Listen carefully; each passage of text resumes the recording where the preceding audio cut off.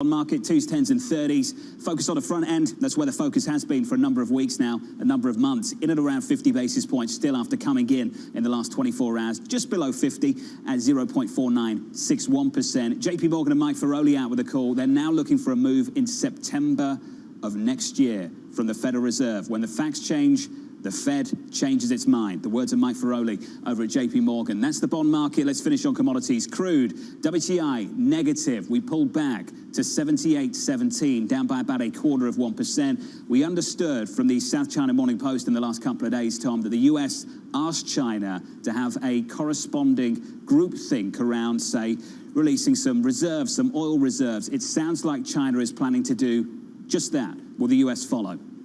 Well, it's going to see. I think that is open to debate, but I would say larger right now than the commodity debate. We have shifted to an overall inflation debate, John. There's just no question about that. Worldwide, and it's not just the US. Tom, yeah. WTI right now, 78.18, negative 0.25%, just coming off session lows. Let's pick it up. We've got some wonderful guests today on economics, and we go to someone incredibly skilled here on market economics. Stephen Stanley is with Amherst Pierpont and their chief economist, and is really good at the granularity. Steve Stanley, I want you to extrapolate the reality of John Deere, and as Greg Valliere reports this morning, 10% wage lift. And then the next year, a 5% wage lift, and the year after that, a 5% wage lift. That smells like inflation to me. Can the union inflation fall over to non-union America?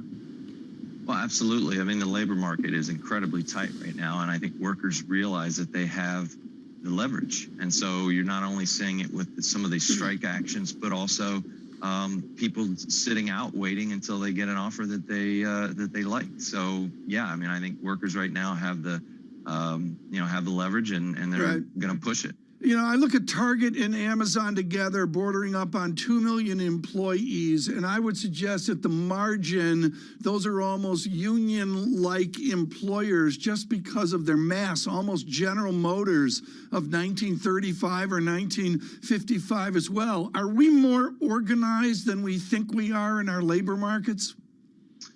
That's an interesting question. I mean, I think in some aspects that's probably true. These big companies, or big employers, I should say, have definitely, responded with kind of big moves in terms of wages, raising the minimum wage that they pay or the average wage that they pay in a manner that is somewhat akin to a collective bargaining type situation. Maybe on some other parameters, whether it's, working conditions or other collective bargaining type issues, maybe not so much. So maybe it's a bit of a hybrid. Stephen, does the Fed have time to wait for this labor market to heal, to get back to where we were before this pandemic? The Fed is way behind the curve right now. I mean, the fact that we're still buying assets is, it's a problem. And so I think they're gonna end up moving quite a bit faster than they think. At some point, they're gonna have to accelerate the pace of tapering. And I think we are gonna get rate hikes next year. But it's going to take a while for the Fed to catch up. I mean, they are definitely, and they wanted to be behind the curve to some degree. I mean, this is what the new framework stipulates. So we're getting kind of a great experiment. But the world looks very different than the way we thought it looked in 2018, 2019, when the Fed developed this new framework. Well, let's talk about how much it's changed. As things stand, that QE program is set to run down by the middle of next year. Run me through when you think that's set to end and when the next rate hike actually comes after that. Sure. So I think by early next year, assuming that the inflation numbers continue to be very firm, which I expect, that they will have to accelerate the pace of tapering. So as you said, if they just maintain the current pace, they would be done by June. I think they'll probably finish March or April, something like that. And then I have the first rate hike penciled in for June, with a couple more before the end of the year. Stephen, what's the trigger for them to move to a more hawkish framework, as you're talking about? Well, I think, clearly the inflation numbers are going to be propelling them forward. And I think on top of that, we are seeing good progress in the labor market. And I think the shoe that is left to drop in terms of the labor market is labor force participation. And people have been kind of waiting. There was the end of the unemployment benefits, the beginning of school, the calming down a bit of the pandemic. So there are a number of events that people were waiting for in the fall that they thought might change the equation for labor force participation. And the next few months are going to be really key on that. I think either we're going to get a big influx of people back into the job market, and those people are mostly going to find work very quickly given the number of job openings and how desperate firms are to staff up, or we're going to find that people are hanging back for longer than expected, in which case the labor market just remains tight. I think in either case, the Fed is going to have to conclude that the work is mostly done on the labor market. I think we're going to be at something approximating full employment by next spring. Which becomes really the main debate that I see into next year, which is what is the terminal policy rate that is appropriate for the new economy, the post-pandemic reality that we're looking at. And we heard from Bill Dudley of the New York, formerly of the New York Fed, who said he thinks it could be 3 to 4%, that this is something more persistent when it comes to inflation and longer lasting. Do you agree that the Fed is not only going to hike more aggressively, but has a much higher target to hit to normalize this economy? Yeah, funny you should bring that up. That's something I'm actually writing about right now. I've got something in the works on that. I think if you look at the adjustment that has been made in the markets over the last several months, there's been a big adjustment in terms of the date of liftoff and what happens at the beginning of the rate cycle. But if you look further out at various money market futures, what you see is that the markets still expect the Fed to end this cycle below 2%. And so I think that is potentially the next shoe to drop. If we start to see rate hikes next year, in the second half of next year, and inflation is still running well above the Fed's target, people are going to start to think a little bit more seriously about that scenario that Bill Dudley and others have laid out. And I think, if the Fed says that neutral is 2.5, and inflation is already running well above target, and it doesn't come all the way back the way that a lot of Fed officials think, then I think that's the point at which people are going to start to wonder, well, hey, maybe we are going to have to move into restrictive territory. Steve, the equation is Y equals C plus I plus G as in government, plus something to do with net exports on the back end. The people pushing against your view say government will slow down, that the fiscal drag will be tangible as well. Discuss that. Do you buy it? I think it depends on how you define fiscal policy. So if you define fiscal policy by what passes, then that would be true. But I'm not sure that's the right way to look at it. The way I would look at it is all of the fiscal largesse that we've seen over the past 18 or so months, for the most part, is sitting on household balance sheets still. It was all saved. Household balance sheets show excess savings relative to pre-pandemic levels in the neighborhood of $3 trillion. So most of those rebate checks and unemployment benefits and all the rest are still waiting to be spent. Now, it won't all be spent at once, but I do think that fiscal policy in that sense is going to be continuing to provide a tailwind to growth in 2022.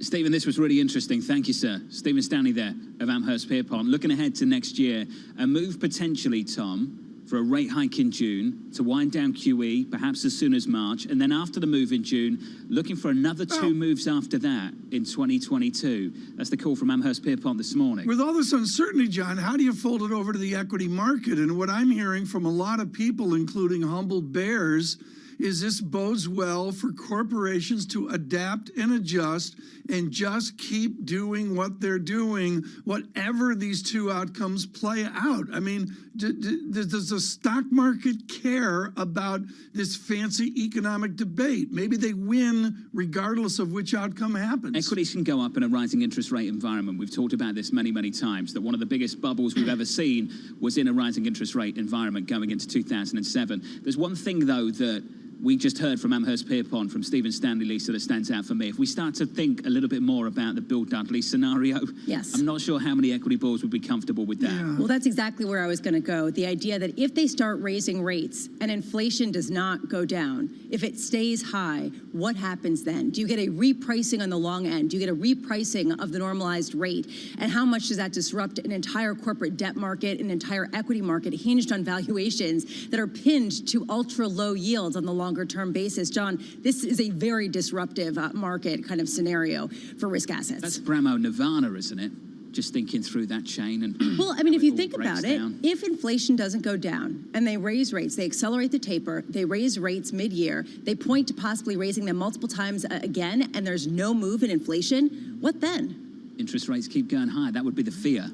Anyway, Oh, or I'm maybe, sitting, Tom, John, I'm or sitting maybe back. Let her continue. Maybe Let her ultimately continue. the economy slows down, they have to back away. I'm not saying this is going to happen. A lot of people expect it to stop. And Tom, you asked a good question about the fiscal drag. I don't know, but this is a scenario more people are thinking about. I get it. We're just looking around corners. That's right. I Lots understand. of corners. Dark, Totally. gloomy corners. Futures up 15 on the S&P. All the corners that Lisa looks around, Tom, just have no lights at all. It's just genetic. very dark. It's just very, very dark with a lot of downside I'm risk. speechless. Equities up 15, up a third of 1% from New York on TV and radio this Thursday morning. Good morning. This is Bloomberg.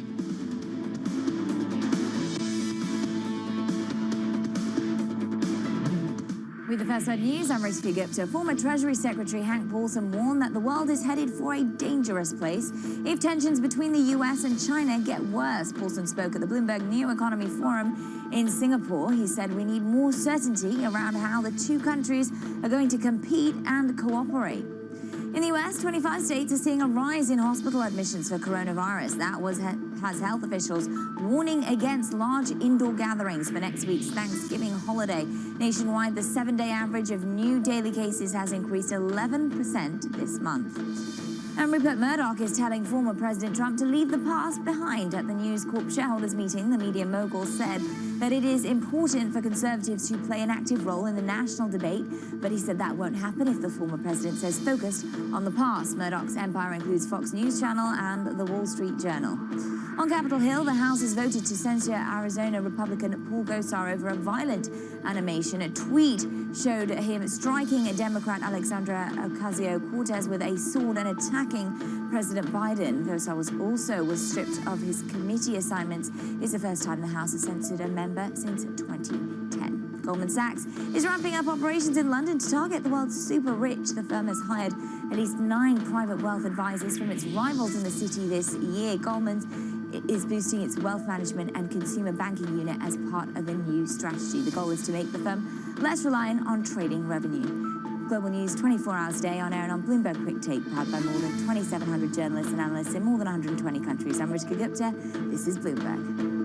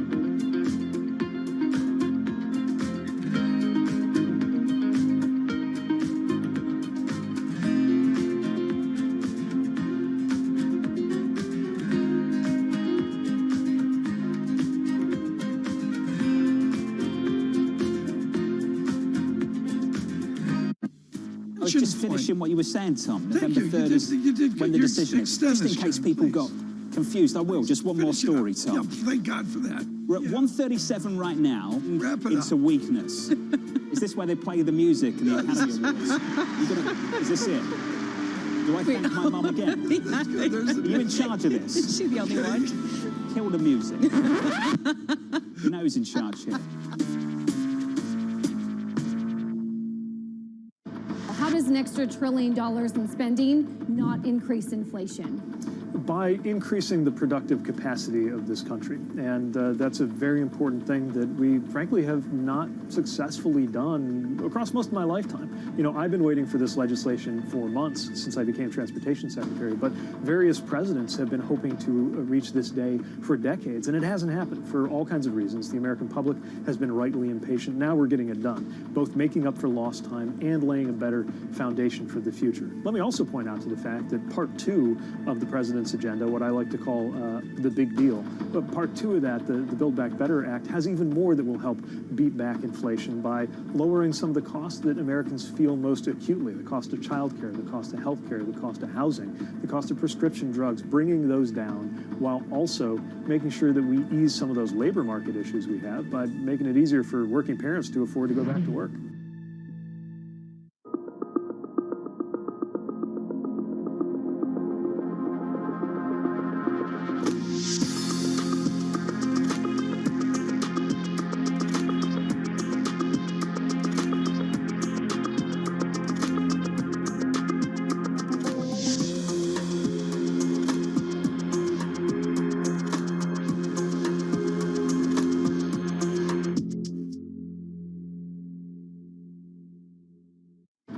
On the supply chain, are you starting to see things improve? And if you are, where specifically, sir? Well, this year we have been mostly affected by the semiconductor situation, and we believe that the Q3 was the quarter that was most affected. It's really a reminder, isn't it, just how sensitive the markets are to any commentary about trade. We did see some pressure on the yuan, we did see some pressure on the futures. That is now being reversed. BSO Now is your online home for weekly Boston Symphony Orchestra and Boston Pops performances. See new concerts that go behind the scenes, plus acclaimed archival concerts. Visit bso.org/now, where the music plays on. BSO season sponsor, Bank of America.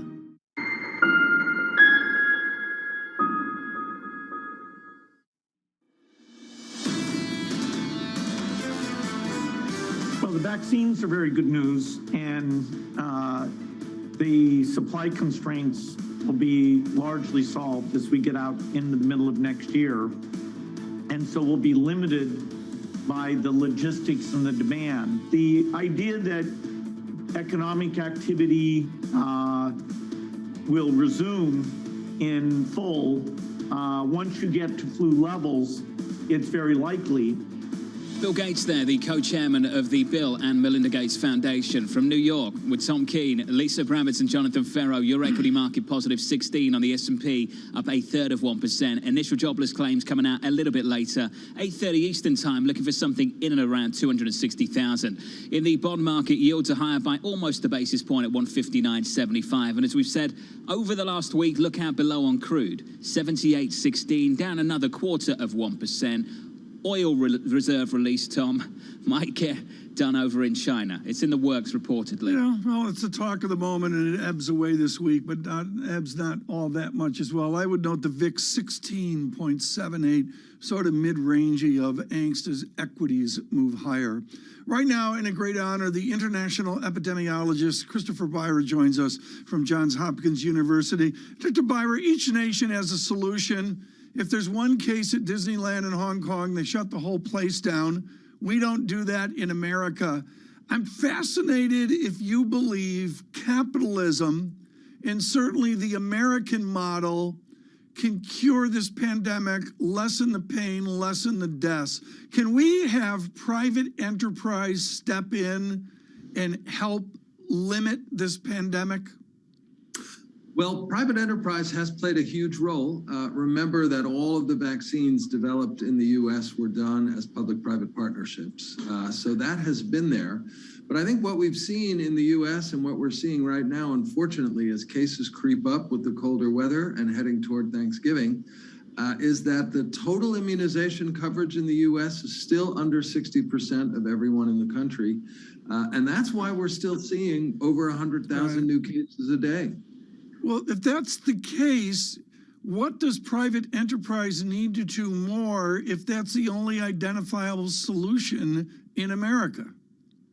Well, I think we've had two recent advances, Tom, that are going to make a big difference, and they both come from private enterprise. And those are that both Pfizer and Merck, with a California startup called Ridgeback, have put forward to the FDA new antiviral drugs. And these are the first that are really COVID-specific pills, don't need to be refrigerated, taken twice a day for 5 days, that can significantly reduce symptoms and can reduce hospitalization and death. Pfizer's looks really good, perhaps a 90% reduction in serious disease if you take it within 3 to 5 days of becoming symptomatic. So that's a big advance. And that's really, I think, also going to help the people who are just dug in and resistant to getting immunized. Because this is not a vaccine. This is an antiviral drug. It's very similar to Tamiflu for the flu, same kind of approach. And it also has some preventive benefits, so that if you had, for example, a household exposure, you might be able to have people go on what we'd call post-exposure prophylaxis or prevention in the household, and that could reduce everybody's risk of getting sick. So I think these are two really important new tools. We also had good data from the monoclonal antibody study that was a household study, and that suggests that monoclonal antibodies could play a real role in protecting household contacts and, again, preventing people who are not immunized from getting very sick with COVID. Dr. Beyer, are these tools enough to help prevent the U.S. from seeing a situation like what we're seeing over in Europe, where people are working from home again, and you're seeing some selective lockdowns in order to prevent the spread that's reaching new records?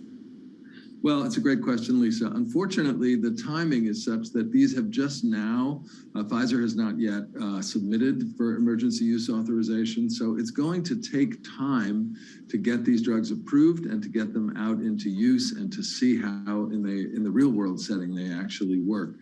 We don't really have that time because cases are rising. Unfortunately, deaths are rising, 1,600 a day right now in the US, and Thanksgiving is coming and the cold weather is coming. And if you look at the map of where the cases are happening now, it really is the northern colder states.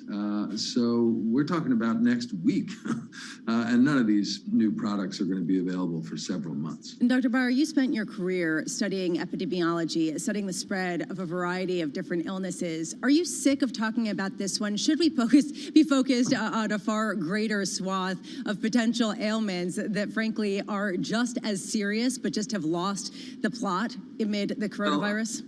I think we're all tired of having yet another pandemic year. You had Bill Gates just speaking about how mid-2022 we may solve the problem of the distribution and manufacture. But he also said, if you listen there, that demand would remain an issue. We're seeing a lot of vaccine hesitancy outside the U.S., low uptake in many African countries, even with the small number of vaccines they have.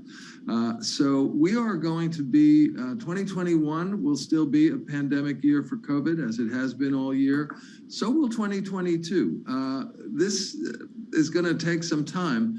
I, of course, have been working on HIV. That's a pandemic that's been going on now 40 years. So unfortunately, many of us are kind of used to the long haul.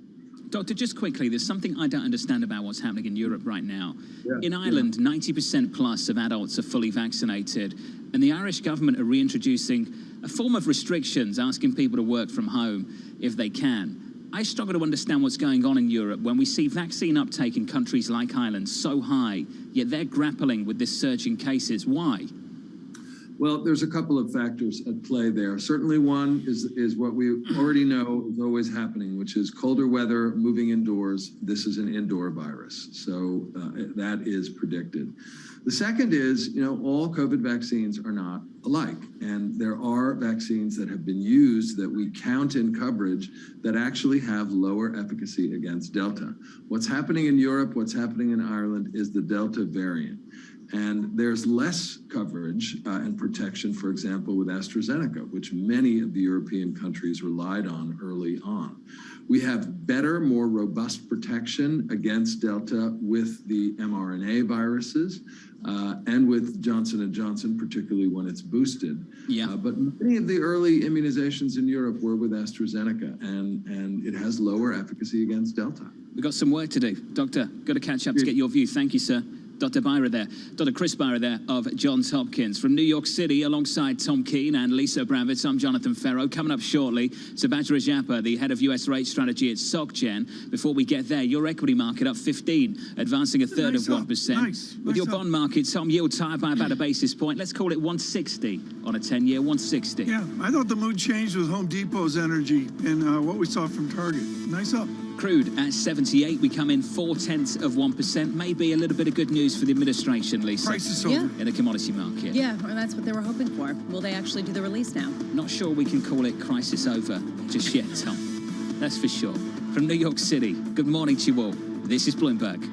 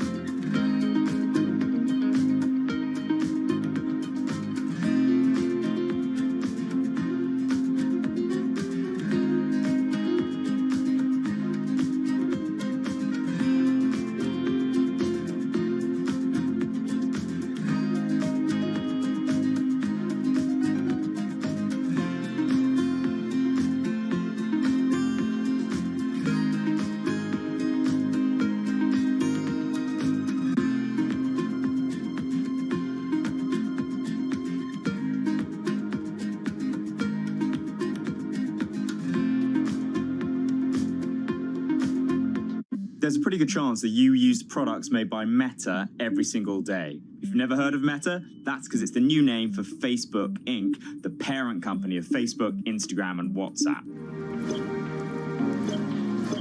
All right, perfect.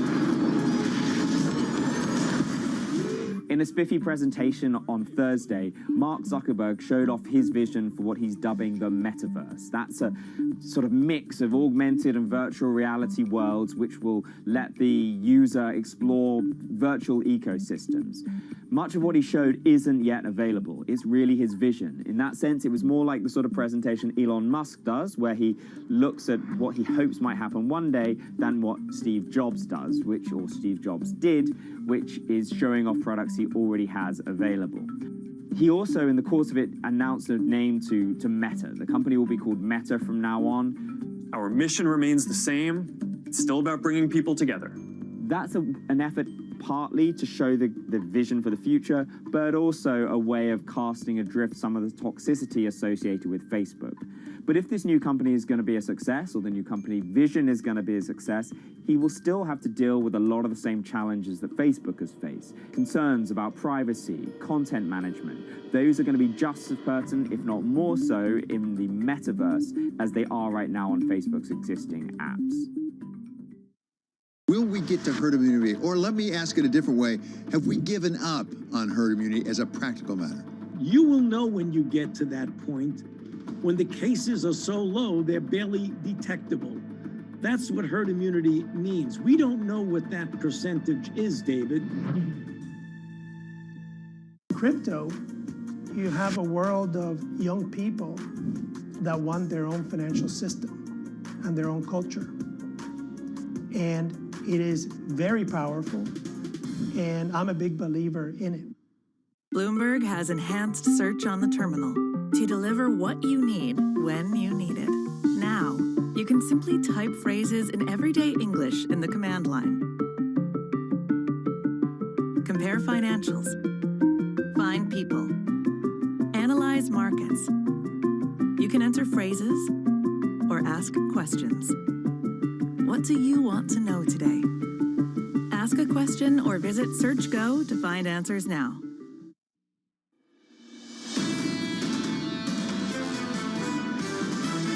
central banks should be independent. It's going to be very difficult for the Fed to backtrack on the taper process. The training wheels are off, so to speak. The market's underestimating the extent of fiscal drag that we're going to face next year. One of the features of an economy that gets too hot is it does blow itself out. This is Bloomberg Surveillance with Tom Keene, Jonathan Ferro, and Lisa Abramowitz. From New York City for our audience worldwide, good morning, good morning. This is Bloomberg Surveillance Live on TV and radio alongside Tom Keene and Lisa Abramowitz. I'm Jonathan Ferro. Your equity market up 15, advancing a third of 1%. TK for Macy's, it's a beat and a raise. It's a beat and a raise, and it's a technology raise as well. I go back 24 months, John, to 2019, and this is not Target, it's not Home Depot, but they're up 8% plus going back on sales to 2019. I'm just looking, John, now in a fairly clear press release at their digital lift. They increased 19% through the pandemic. They've grown 49% since pre-pandemic. That gives you the idea how the new reality is. What do you do against Amazon? This stock is up big year to date, up this morning as well in the pre-market by almost 5 percentage points. Is it fair to say, Tom, that retailers in America are getting it done? They're executing. They're executing in a new world, and this goes to my whole theme of technology change. John, look, I'm romantic. I wanted, and Lisa, you as a kid, I'm sure did this. I wanted to bring back the wooden escalators at Herald Square. I mean, that's what you went up with. The narrow ones. The narrow ones. They were very. Did you fit into them? No, I did not. Even when I was a kid. What do you want them back for then? I hated them. Because they're, John, it's like it was a moment where we could feel British. Okay. It was like wooden escalators from another time. Don't they still have them at Bergdorf's, Tom? Yeah, Jeff doesn't yet. No, they don't. At Bergdorf's. I thought they did. No, really tight, narrow escalators. No, they have a personal shopper that walks you around, and every 15 minutes your wallet gets you lighter. and I have a very different experience at department stores, Tom. You know what? You know what they're doing at Macy's? They're taking on digital with it. They mentioned omnichannel ecosystem. I'll let you explain what that is, John. But the answer is everybody's going digital because that's what the viewers and the listeners want. The shelves are stacked, Lisa, and we're seeing some front loading going into the holiday season. If this was an advertisement for the experience of shopping, I don't know that it really hammered home. I got to say, going up those wooden escalators didn't really quite do it to me. What I think is interesting, though, is how much is going back to school, going back to work, getting back into the public, and actually needing to wear something other than sweatpants. And John, I mean, how much is that part of what's fueling the ongoing sales, especially heading into December, the reopening trade in some ways? This show becomes so personal so quickly. I wasn't saying that I'm of course only wearing sweatpants. I mean, your equity market up 15 this morning. Good morning to you all. Advancing a third of 1%. Here's a sense of the price action. Just a quick snapshot. Yields are higher by a basis point. Back through 160. Tom Keene in China. Maybe they release some oil reserves. Crude lower by 0.4%. Apparently, they're working on that. $78.06. Oil's tough to predict. It's got a deviation. I don't know what to make of this. I'm going to listen to Ed Morse, Jeff Curry, Francisco Blanche, and other experts. Lisa, we're looking for a coordinated effort from China and maybe the United States. Yeah, and I do wonder whether the U.S. will actually follow through now that they've actually jawboned the price down. There seems to be some sort of ceiling for now, although we will wait to see whether that holds. Today, I am watching the question, when have we reached the new normal? 8:30 a.m., we get the U.S. initial jobless claims expected to be a new post-pandemic low of 260,000. We're getting down to where we were before the pandemic. So at what point can we say we've gotten there? Right now, the unemployment rate is 4.6%. The pre-pandemic low back in 2019 was 3.5%. Is that what we're looking for? 9:30 a.m., we've got the controller of the currency designate, Sala Omarova, testifying before the Senate Banking Committee. She is highly controversial, Cornell Law School professor who has had some choice words for the industry. I'll expect a lot of controversy. Key to watch whether there is consensus among Democrats. And also today, we get another fire hose of Fed speak. Really, again, who is not speaking? Raphael Bostic, John Williams, Charlie Evans, Mary Daly. Does it matter to get a sense of whether they're starting to get a little bit more nervous that they are severely behind the curve, as Stephen Stanley of Amherst was just saying, John? The president continues to engage with his senior economic team on the next Fed chair, Tom. That was the comment we got from yesterday. We might get a decision on who that Fed chair will be before Thanksgiving. And folks, we'll have some special coverage on this whenever we get the announcement of whether it's now or it's in the next year. John, I want to admit that I'm going to really listen to what Charles Evans says today about this raging debate over a movable feast of inflation higher. I like that, Tom, whether it's now or next year. maybe it's not before Thanksgiving. Subhadra Rajappa joins us now, head of US rate strategy at SocGen. Subhadra, for a while now, a number of weeks, you've been talking about higher yields led by the United States. Is that still your core view going into next year? Absolutely. I mean, I think if you look at all the data we've been getting, whether it be on the employment front or retail sales, it's been gangbusters, right? So in that context, you should see, as the US economy starts to reopen for business, yes, people aren't getting into their business clothes and going into work, but it will happen eventually when infection rates start to come down. So there's a decent amount of savings still left in the US to be spent. So I think that sort of trajectory supports, pretty decent growth, not just into 2022, but also 2023 and beyond. So you're looking at a very strong trajectory for growth over the next several years. Yes, there are some risks on the inflation front, as well as on things like oil prices, which might eat into consumer spending. But broadly speaking, I think the fundamentals are strong, and that should lead to modestly higher yields from here on. Subhadra, in another time and place, we were measured in our path to a restrictive monetary policy. How far away are we, measured or unmeasured, from being restrictive? Well, monetary policy is not restrictive at all right now, right? I mean, the Fed's still purchasing assets. So to me, that's providing more accommodation, not taking away accommodation, even though they're going to start tapering asset purchases. And they have suggested that they're not going to be hiking rates, soon, at least not as of yet, even though the market's pricing in a hike as early as the June meeting. So, for them to really move towards more tighter monetary policy, you're looking at sort of a pivot away from tapering at the pace that they are, as well as starting to move towards, suggesting rate hikes, both of which hasn't happened yet. But to build on what Tom was asking for, a key debate has been whether the market is underestimating how restrictive Fed policy could get. What's your view on this at a time when right now the market is projecting a sub 2% target top rate, whereas some people are saying it should be 3 to 4%? Well, I think it's really hard to know what the terminal Fed funds rate is going to be.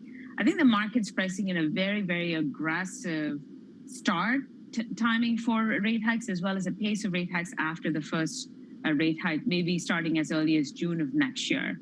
So I think it's really, really hard to know what the picture is going to be like, 3 or 4 years from now, and then say, oh, the terminal Fed funds rate has to be, 4%.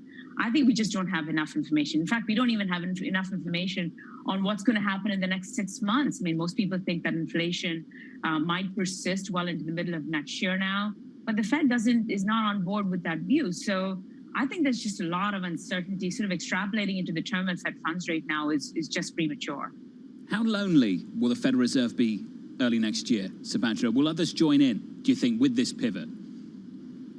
Well, first of all, we don't know if they are going to pivot, because I would say the key takeaway from the FOMC meeting minutes was that they do think that inflation is going to be transient and that it's going to come down by the second or third quarter of next year. If they still believe that going to the December meeting or beyond, they're not really going to pivot, period. So it really depends on, what they think the information is by the December meeting. We get one more CPI print before the December meeting, and that's why I think the December meeting is going to be very, very crucial, because you're going to get information on employment, which we already have a pretty strong trajectory for. We're also going to get like a third data point, if you will, before the December meeting, which should give them enough information if they want to pivot. Will other global central banks follow the U.S.? Perhaps not. I think that global monetary policy is very asynchronous, and it's probably going to remain asynchronous well through next year and the year after. So every day over the past week or so, Subhadra, we've gotten about 100 different Fed officials, I'm exaggerating, speaking at different forums. What's your sense about anything, if anything, we've learned that's new or moves the ball forward about how they're thinking about their rate policy? It was kind of disappointing that we heard quite a few Fed speakers, but not really anything substantive or new from any of the speakers. I think some of the hawks have sort of doubled down. You're hearing from the likes of Bullard, who are saying that we should be thinking about balance sheet normalization right after tapering asset purchases. He's always been calling for a sooner taper, end to taper, as well as faster beginning of rate hikes. So it's all the same story from the hawks. And what you're hearing now more is the ex-Fed officials like the likes of Dudley and Lockhart who are saying that the Fed should be thinking about normalizing policy sooner so that they don't so that there's not a policy mistake, by not raising rates soon. Do you listen to the former guys or the current ones, Subhadra, for a more accurate guide of where you think it's going? The current ones. I think the former guys are more honest and open with their opinion, but that's just my view. Subhadra, thank you. The former guys have a lot of wisdom, right? So we can take away information from that. Subhadra Japa of SocGen. I remember someone saying something to me years and years ago about being an effective central banker, Lisa, and they said you have to learn to lie. That was it. That was not Danny Blanchflower. I don't think he ever lied. To lie. Yeah, well, you have to learn how to toe the party line and communicate things in a way that won't rattle the market too much. I guess that's what we're seeing. Yeah, which is why I guess, Tom, the likes of Bill Dudley and Lacker earlier this week on this program were so open and forceful about what they think should be done with policy. And their distance on. I give William Dudley huge credit for this. He's been far more articulate and visible than someone just that far out from public service. Some people never leave that. I mean, Roger Ferguson has been tight-lipped for decades, John, about his thoughts on monetary policy. But John, can you imagine if one of the current Fed officials came out, one of the top guys in power, and said, I'm scared. I'm really scared. Yeah, and that's why they can't tell you exactly how they feel. Right. Yeah. That would be really problematic. Did you see what happened with Roger Ferguson earlier this week? He was joining Apollo, and then he's not joining Apollo, and then some people started to talk about, okay, where is he going? Because we were talking about him maybe heading down to the Fed. What happened with that, Tom, earlier this week? I do not have the details on it other than to say Roger Ferguson, I would kill if you're listening today, Dr. Ferguson, is a year-end conversation. I think we all would.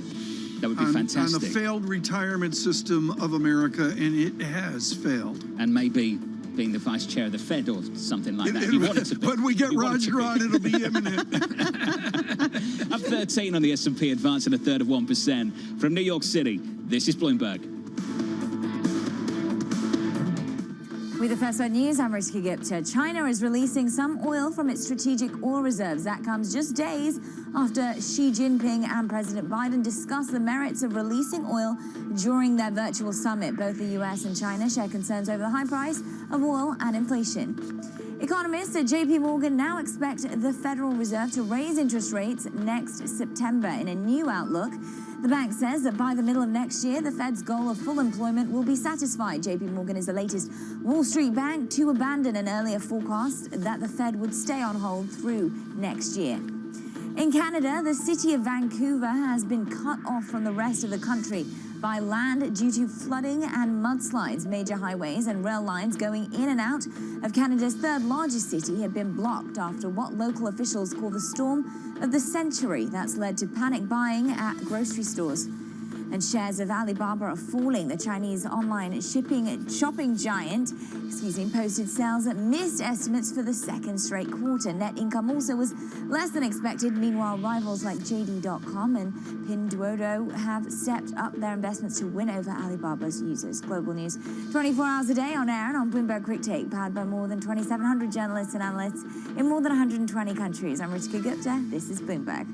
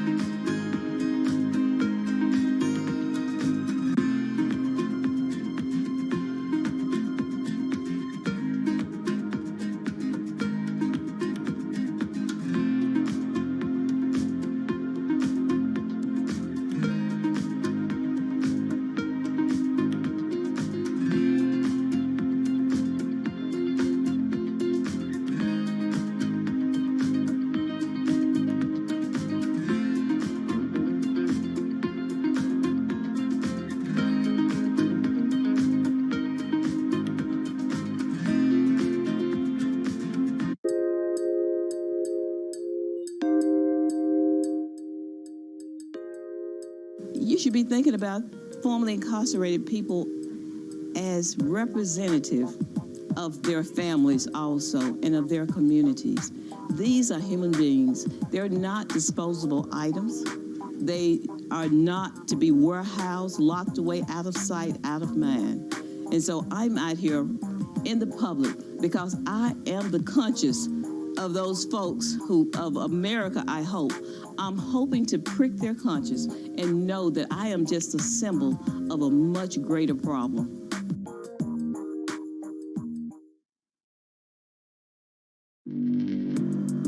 Access the financial world on demand.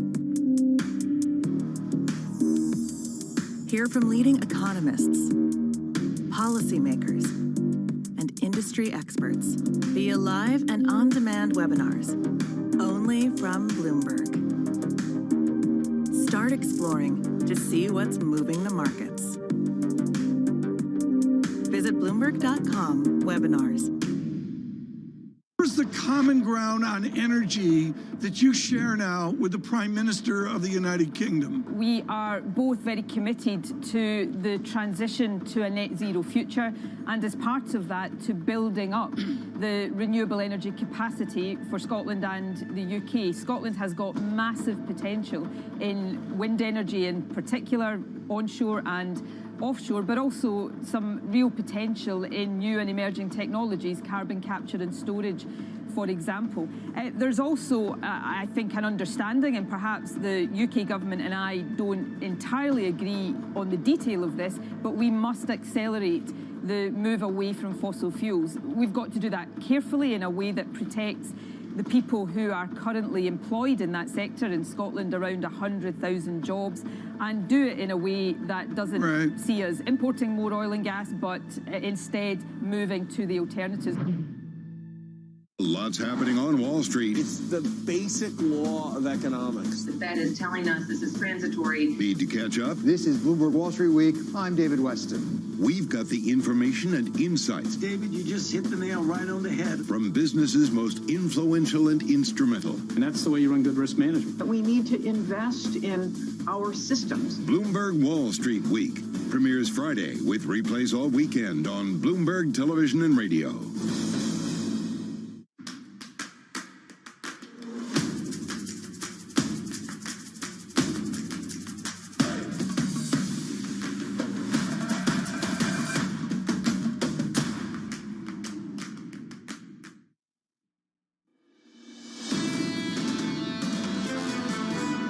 This law builds back our bridges, our water systems, our power lines, our electric grid better and stronger. This will help the United States export clean energy technology. We're going to be building again. We're going to be moving again. And folks, when you see these projects starting in your hometowns, I want you to feel the way I feel. Pride. The President of the United States at an EV assembly plant in Detroit. Did you see him driving that Hummer, Tom? Flooring it. Nice pictures coming out of yesterday. He likes that. He's a car guy. You sound very encouraged by it. Equities up 12 on the S&P. I know Lisa's looking at it. Advancing by 1/4%. Thanks, Tom. The enthusiasm, TK.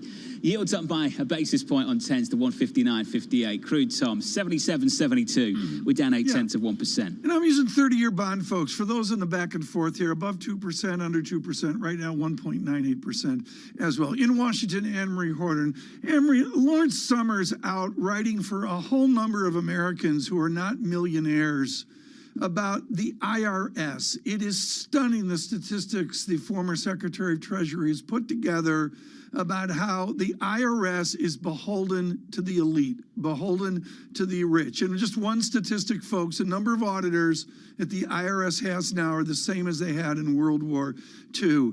Anne-Marie, I guess it's because Republicans don't want the IRS to be more successful. Am I wrong on that? Well, the Democrats, why we can say with factuality that the Democrats do want the IRS to be more effective, and that's why they're trying to push through $80 billion worth to boost the IRS so they can go after individuals that are potentially skirting around some of the loopholes, and to make sure that those wealthy that you're talking about, Tom, are paying what the president would call their fair share, or are paying what is due. So this $80 billion of the IRS is also going to come down to an interesting interesting point when you look at the CBO scores, because we're still waiting to get the CBO scores, and that will be a key data point to look at, because the White House says that is going to boost a lot of these tax funds, but we already know that the CBO says that's not an actuality. But then you're reporting, and folks, Anne Marie is just covering Capitol Heroes. It's a holiday season starts. Are all Republicans dead set against this? I mean, I believe there are Republicans who are not millionaires. I believe there are Republicans who are not worried about getting audited. Are they against that too? Well, they don't want taxes to go up, right? So if the rhetoric is that this is going to increase potentially my constituents' taxes, they're going to be against that, right? This is the party who had the 2017 Trump tax cuts. Well, meanwhile, we're still talking about inflation in Washington, D.C. and beyond. And over the past few hours, Kamala Harris was speaking with ABC, the Vice President of the United States, and she was talking about how inflation is one of the top priorities for the administration. She said it's real and it's rough. Groceries, the cost of groceries has gone up. The cost of gas has gone up. She said, we need to bring down the cost of living, and so we're dealing with this issue in a number of ways, the short-term issue and the long-term issue. Aside from a release from the Strategic Petroleum Reserve, what are the other direct interventions that this administration is thinking of doing in the short term to alleviate some of these price pressures? It's incredibly hard for the administration to have any sort of immediate impact on inflation. But what you do hear, and is a massive change of tone, if you listen to the president's past few speeches about his economic agenda, it's no longer touting the top line. This is what our party is able to get done. We're spending billions of dollars to impact your life. It is that my legislation is going to bring down inflation in the long term. That is how he started his speech yesterday, and that I imagine how he's going to continuously start his speech. So now his Build Back Better agenda and the hard infrastructure are more about fighting inflation concerns. That is the heart and the start of his speech. This is a real political problem. And past presidents like Ford, like Carter, that had to deal with this, didn't get reelected. And you can imagine this is making the Democrats very nervous about next year. Well, what's the fact check on this? I mean, is this what outside economic analysts are saying, that some of these investments will actually reduce some of the supply chain kinks that cause this inflation? Many economists will say, and the president constantly touts this letter, which I've read the letter, this is legitimate, it will reduce long-term inflationary pressures. What the president is facing right now, especially going into Thanksgiving, which you hear Republicans on the Capitol talk constantly about how your Thanksgiving dinner is going to cost more, what they are facing right now is an immediate concern of higher grocery prices and higher gasoline prices. Okay, well, that's the immediate concern here as well. But the other concern is they got to constructively get to some form of actual holiday. What should we look for, say, in the next 3 weeks? What's the Anne Marie Horton calendar that we need to pay attention to? Well, it's a long list of what Congress has to get done. We learned last night from Democratic leadership that they're going to be going to conference. So basically having their own back and forth representatives from the Senate and the House to get the China competitive bill done. They have a Defense Authorization Act that they need to pass. The House, potentially as soon as today, is going to vote on Build Back Better, send that to the Senate. They have a stopgap funding measure they need to deal with on December 3rd. And of course, the perennial football in Washington, the debt ceiling. And a Fed share that we just keep waiting for and waiting for and waiting for. Yes. Anne-Marie, thank you. Potentially tomorrow. Or maybe next week at some point, who knows. AMH, our Washington correspondent, thank you very much. We do have a deal somewhere, Tom. It's over at Deere. You mentioned it a little bit earlier. Deere union workers ratifying a new labor contract. And look at some of these numbers. A 6-year contract will increase worker wages by 10% in the first year, 5% in the third and fifth years. A 3% bonus will be paid out in the even years of the contract based on prior year earnings. And each worker will receive an $8,500 signing bonus. That's quite a deal lined up, Tom, over at Deere. Yeah, this is union, and you wonder, does it come over? And certainly Stephen Stanley suggested that there is a union overlay over non-union America just because of the demand for labor. Are these the times we're in right now, Lisa? Or is the administration have to cultivate this environment, or at least contributed to this environment to allow this to happen? A lot of this you'd have to argue is supply and demand. The fact that Deere is willing to give over some of these incentives to the union, to workers, because they're so worried about not having workers, and for shares to be up pre-market for Deere. Basically, this is not a negative, even though they are extending additional benefits to their employees, is really significant for the time we're in, John. Workers feel like they have leverage right now. That's the shift. Leverage has moved in a big way in the last 12 months. And they have it, right? I mean, ultimately, a lot of companies have said, we lost profitability because we didn't have enough workers. So if companies realize that, if they pay up, they will actually gain business. This is a new environment. I had leverage over my landlord 12 months ago, Tom. How do you think that's going to work out next year when we have to renegotiate? I'm not looking forward to it, let me tell you. Off the record and completely amateur, Just us. I'm working with the number 6%, John. Yeah, and that's low, Tom. Let's be clear about this. That's low. Yeah, it should be 8, and maybe they'll go to 6% just to spread it out over 2-3 years to get to that big lift that everybody's. But totally off the record, TK, I won't talk about it, and neither will Lisa. Lisa, I've heard 10, 20% plus in New York City, maybe more. Especially in places with doormen. That's what you've seen. That when they have more staff, it's for the set who wants to come in, go to work when they want to. Tom's in a walk-up. Yeah, I'm in a walk-up, so I don't have to worry about that. He's in a walk-down. Murray Hill. Tom's in a walk-up in Murray Hill. Just can't get away from his youth. Yeah, but the dropping of the packages for vet bill, the Chewy boxes for vet bill are tough. I can see you in your old college hoodie, Tom, at the sports bar the weekend in Murray Hill. Oh, boy.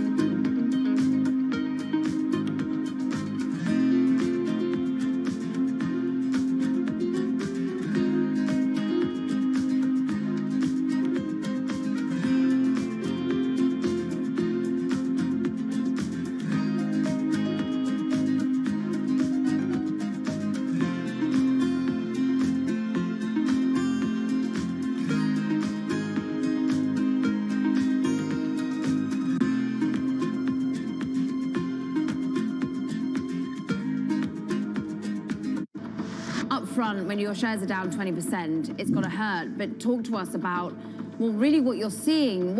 Take us more forward-looking. Are you worried about people exiting pandemic era and going back to the gym, or are we going to work out at home more?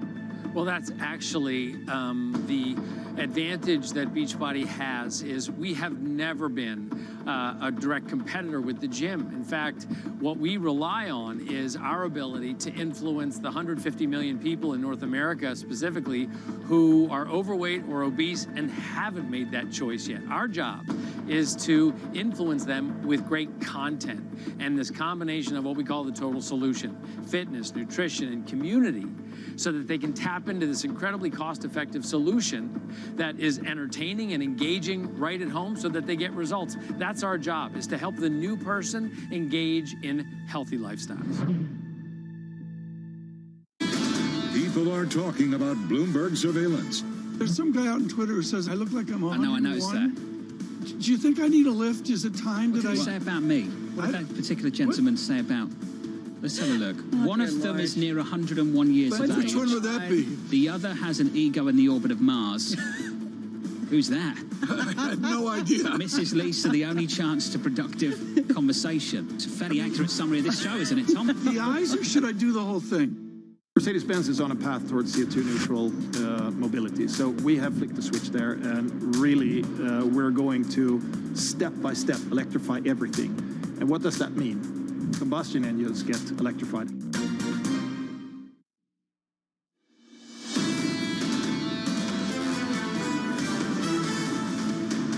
If Bramo got the Fed job, where would the 2-year yield be? I just want you to think about that.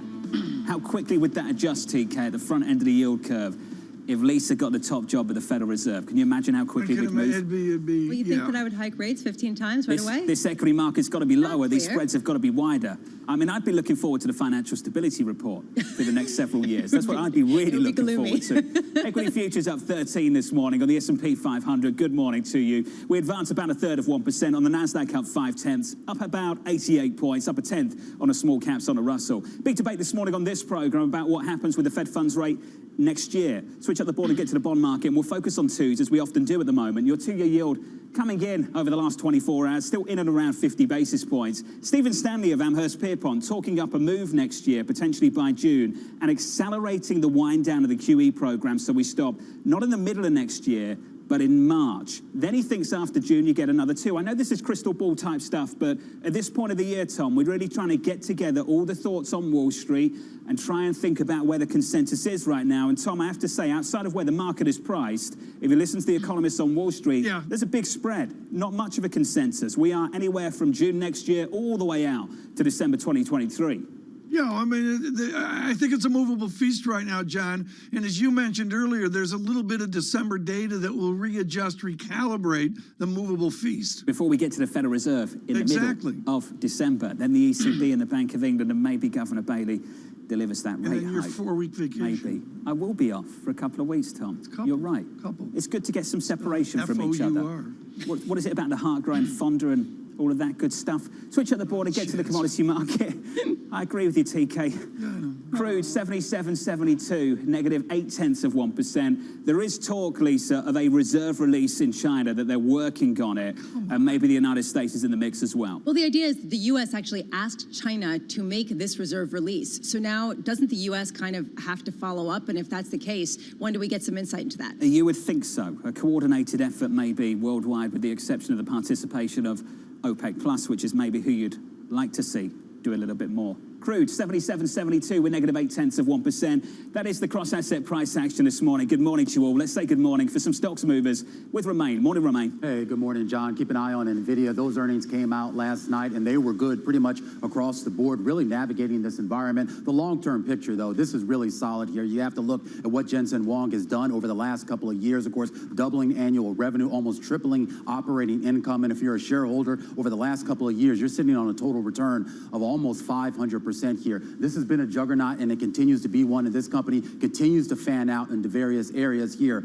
in the broader chip space. Macy's also higher here, and you have to give credit to Jeff Gannett here. Really, that turnaround plan that he's implemented really starting to pick up traction. A big beat and a raise here in the most recent quarter. More importantly, they're keeping those costs under control. You're seeing inventory levels at a comfortable level, and on top of that, this is a big deal. Romain, this is a big, big deal. You bring it up. Thank you for bringing this up. What's not spoken about in this earnings season is keeping costs under control. That's front and center, isn't it? Absolutely, and you saw those SG&A expenses go down for Macy's. And more importantly, you talk about the margin growth that we've seen, not only on Macy's, but a couple of these other retailers. It shows that some of them aren't necessarily willing to hold back on some of those price increases, like we heard from Doug McMillon and a few other CEOs at other retailers. Macy's has made it clear here that they're going to exert whatever pricing power that they can have, and that's showing up in the earnings here. It was a great quarter. You have to give Jeff Gannett a lot of credit here. You have to give Michelle Goss over at Kohl's some credit as well. She's doing similar things there as well. Again, keeping the inventory levels right and keeping those expenses down. Those shares up about 7% here in the pre-market. But for all the success here for these three CEOs, you flip up the board, you talk about some of the troubles that we're seeing over at Alibaba.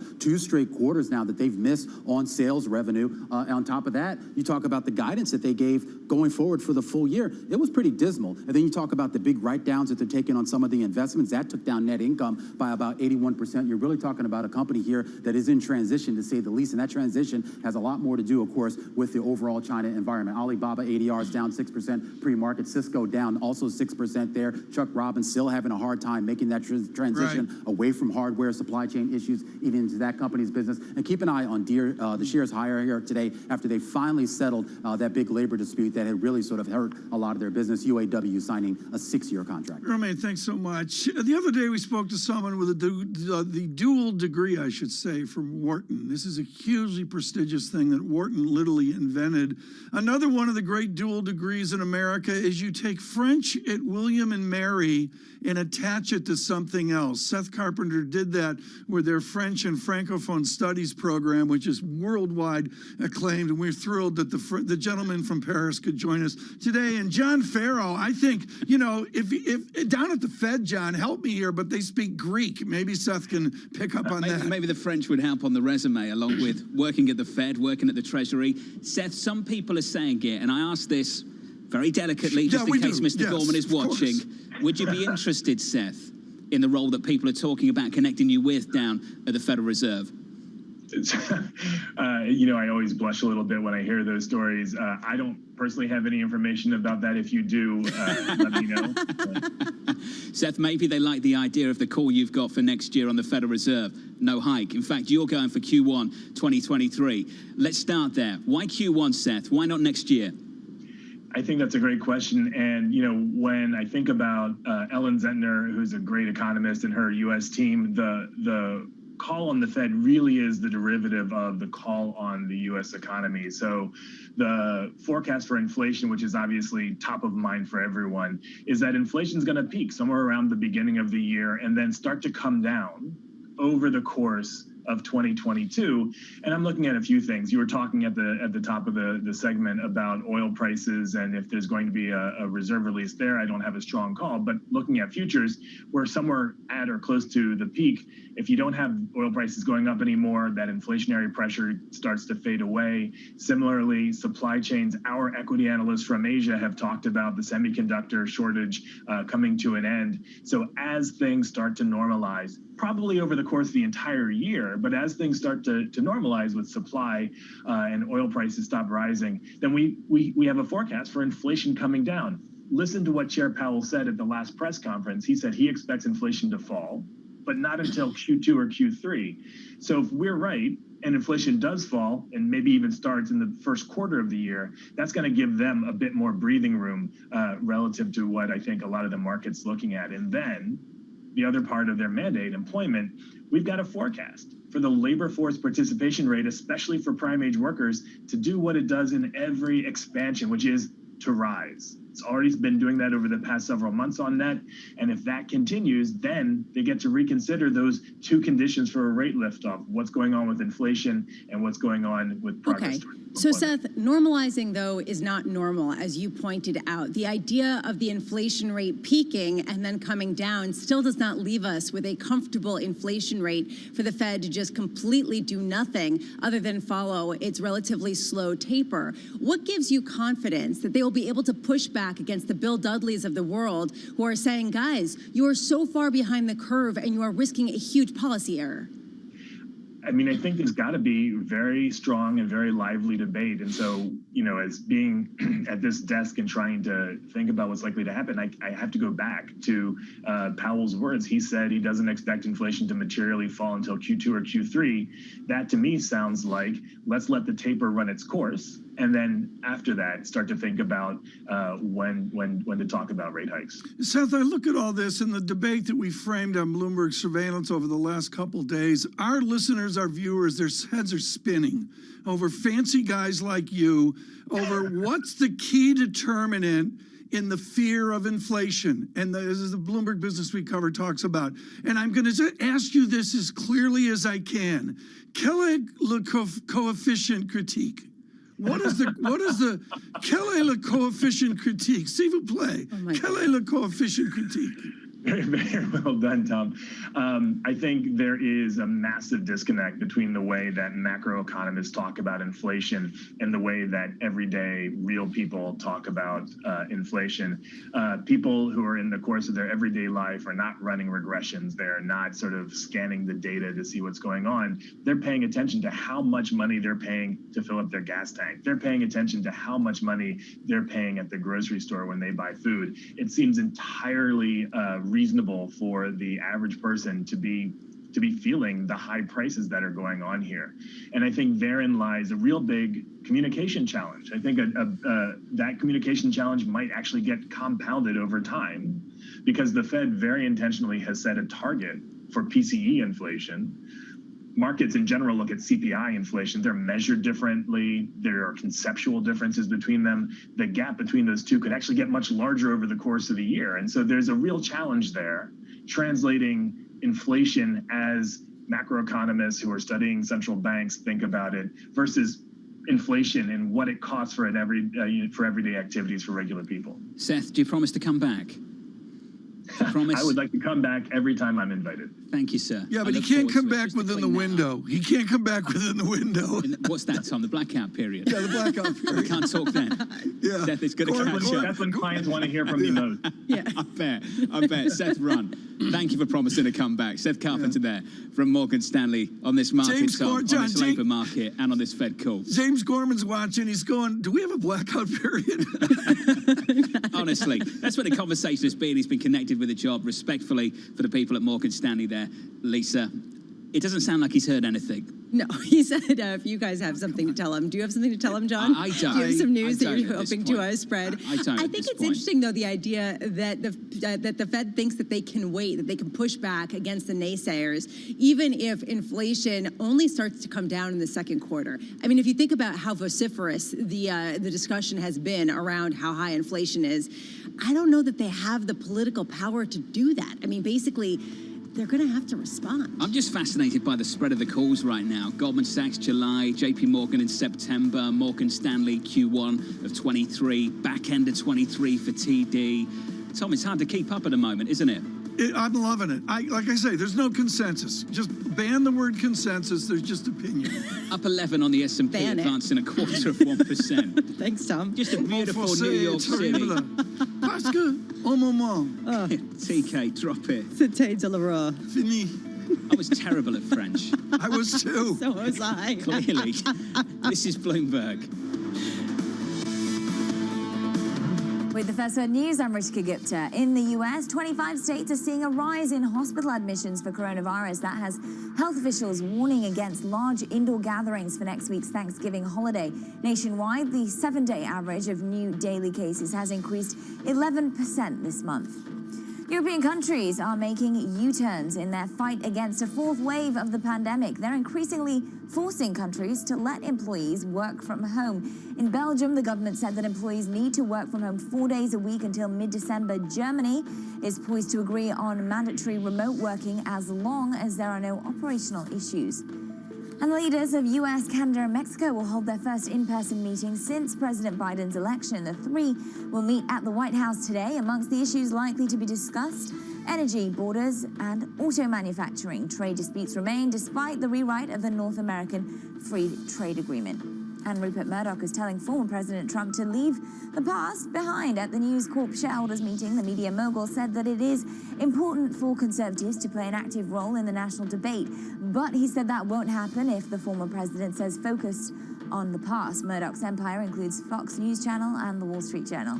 Global news 24 hours a day on air and on Bloomberg Quick Take, powered by more than 2,700 journalists and analysts in more than 120 countries. I'm Rishika Gupta. This is Bloomberg.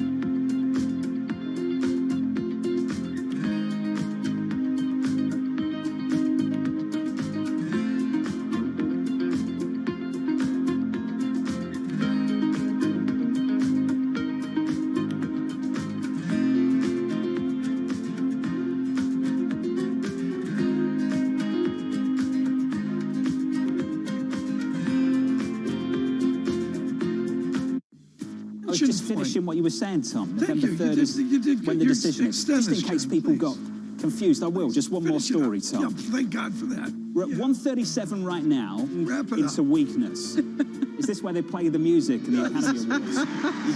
Is this it? Do I thank my mum again? Are you in charge of this? Is she the only one? Kill the music. You know who's in charge here.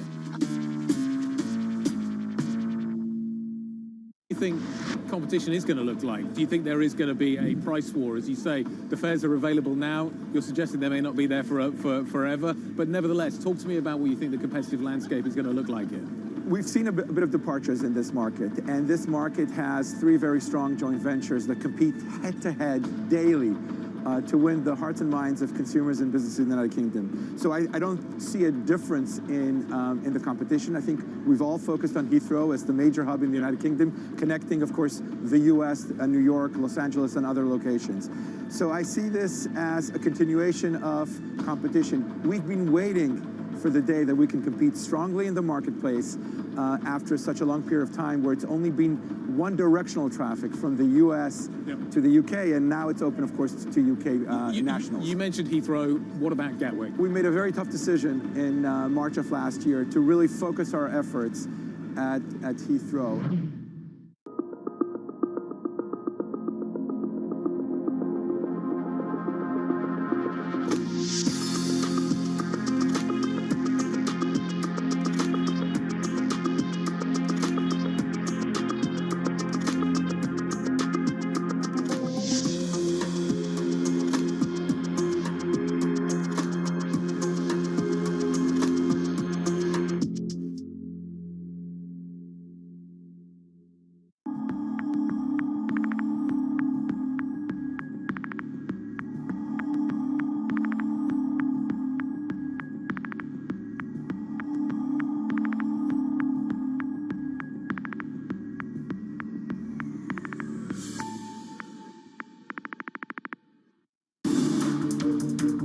Every Friday with 30 minutes dedicated to fixed income, I'm Jonathan Ferro. This is Bloomberg Real Yield.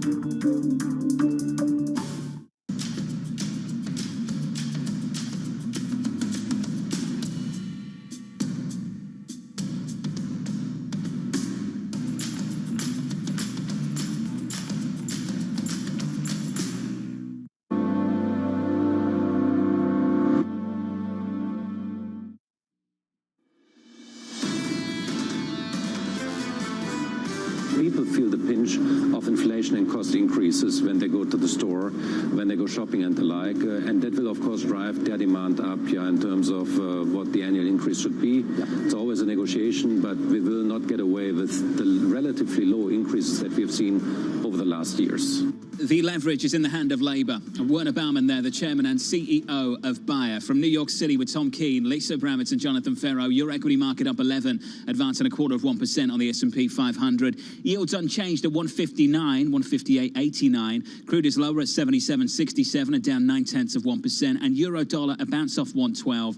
Tom Keene 113.47 on euro dollar, positive on that currency pair, 0.25%. But do we go to 112 or even lower? John, have you seen 110 studies yet by Not yet, currency Tom. strategists? But we saw 112 earlier this week. Yeah. We got there, and what we're looking for is some real divergence between the ECB and the Fed, and maybe we're lining up for that next year. Yeah, Chris Verone had a really sharp note on it yesterday or the day before on how the bet's not there, which gives you some momentum to weaker valuations on some of these pairs. Right now, and this is always important, to dovetail, I should say, fundamental work into technical work of David Wilson. And let me do that right now by saying off the WACC's terminal function, one I use all the time in the Bloomberg.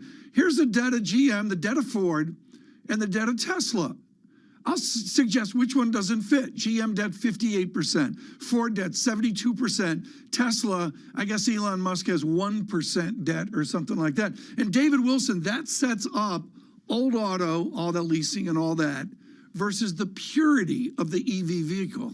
Absolutely, and we've seen EV stocks really take off lately, though they backed off in the last couple of days. And what's interesting, Nick Colas over at DataTrek, I read his note yesterday. I was having 1990s flashbacks. You remember during the dot-com era when companies would find ways to take their internet units public. Yep. Walt Disney did it. Staples tried to do it. It's like a SPAC, but different. Yeah, absolutely. PAC. But it was, a way to at least track the internet part of the business, because everybody was like shooting .com values to the moon. Well, we've seen things going on with EV stocks like that lately. Think not just Tesla, but Rivian Automotive and Lucid Group and all the others. So Colas is basically saying, if you're Ford or GM, you really have to take a look at spinning out in some way your EV units, having an initial public offering at least. He talked about a spin-off, but when you read the note, you realize he didn't want to actually separate them completely, but at least have a stake available to investors, because that would allow the companies to take advantage of the much higher values that these EV makers have acquired in the stock market since going public. To me, it's absolutely extraordinary how it is a traditional structure, traditional auto, versus something modern that we can't even describe. Culturally, could they even think about that? Yeah, I mean, that is the real question. And the idea that these new vehicle makers would actually be more valuable as a group than the traditional automakers worldwide. I mean, we've seen that happen lately. Now, Colas has a couple of arguments for why Ford and GM should consider this. Not that he thinks it's going to happen, but, one is that they would be able to raise enough cash to have a buffer for their EV operations. And the other thing is they would have a currency to be able to make deals. They wouldn't have to pay for them in cash. They'd have stock in the EV units. Now, like I say, I mean, this is not something that you can anticipate, but, the gap in valuations between the traditional automakers and EV makers is so wide at this point, you can understand why the idea would come up. Dave, do you feel kind of like you're twisted into a pretzel making a fundamental argument about something that feels very technical, that feels driven, I don't want to say by froth, but perhaps by froth? I mean, we were joking that if we named a fund EV Bitcoin Cannabis Fund, it would get millions of dollars in the first couple of hours. How much are we just seeing an aberration in markets that will at some point self-correct? Well, I mean, that becomes a question, and clearly, it's part of Colas's thinking in terms of why Ford or GM would not go that route. They'd have other complications as well. What do you do with the dealer network, that sort of thing? But it is clear that, there is such a valuation gap that it would have to close, you would think, at some point. The question would become then, is there a way for the traditional automakers to kind of capitalize on that gap the way companies were doing back in the 90s by, finding ways to take their internet businesses public? Have you found that technical analysts are kind of throwing up their hands and saying, I don't know, this is just something new? Or are they still looking at the charts and saying that they do tell you something about momentum, about fundamentals, about valuation? Well, probably more the latter, because it's clear there are a whole lot of areas in the stock market where you are seeing some extreme momentum. Think about the meme stocks earlier this year as an example of that. The EV makers, I mean, you could argue to some extent are benefiting from that kind of mentality, you might say. That said, I mean, they do have businesses that they're building, and people see a lot of promise in it clearly, because you've got that $1 trillion valuation on Tesla. To do the compare and contrast here, Lucid was something in the vicinity of 2,000 plus employees in the Ford Motor Company with 184,000. It is a big difference, no question. And, they don't have the historical costs. You don't have pension funds to worry about. I mean, a lot of things that go along with traditional automaking. I mean, the EV makers are, to some extent, redesigning the business. And it's different for them, and they're being rewarded for it in the stock market. We will have to see as well. John, there's a hugely confusing headline out right now, and I'm really not sure which Bertelli this is. It may be Patrizio, it may be his wife. Prada's Bertelli says son to succeed as CEO within 3 years. John, this is of critical importance to our team surveillance team. I've had images come in recently of Prada handbags. Oh, have you? And it's not Gucci this year. I think that's a correct statement. I'm not on the cutting edge of this, but there's a shift towards sort of spectacular, sparkly Prada stuff. So that is a headline. You will be working overtime over Thanksgiving. You mentioned the number of employees at Lucid. Tom, at Rivian it's 3,000. At Volkswagen it's 645,000. Yeah. That's the difference. Look, the production ramp, is that not worth anything? these days? The production experience to ramp up production to that degree, is that not worth something? What gives me humility here, seriously, I've said this story before. I got in a cab at Heathrow, had no idea I was getting in, and I was like 2 miles into the ride into London, and it was stunning how wonderful the car was. What gives me Absolutely humility, Tom, is just how well the Tesla story has turned out over the last several years. At times when we discussed whether you and I have been equally wrong on this. Remember, we make jokes about the tents and all that. Let's be honest, Musk's hit the ball out of the park. At least what I've been happy to say, I'm very wrong, have been very wrong on the Tesla story. Yeah, but it goes to Dave's question, right? At what point the idea of spinning off the EV units, can they pivot these big behemoth, old-style companies to the new reality of the auto industry? Is this basically a bet that they will be unable to, in short order, to compete with the new upstarts? Tesla up 1% in the pre-market. Your equity market up 11 on the S&P, advancing 0.2%. From New York City this morning, with Tom Keene, Lisa Bramett, and Jonathan Ferro, waiting for initial jobless claims in America. They come at 8:30 Eastern time, so 35 minutes away, looking for 260,000. That is your median estimate for jobless claims in America. Your equity market's doing okay. It's firmer. Yields are unchanged in and around 160 on radio, on TV. For our audience worldwide, this is Bloomberg Surveillance.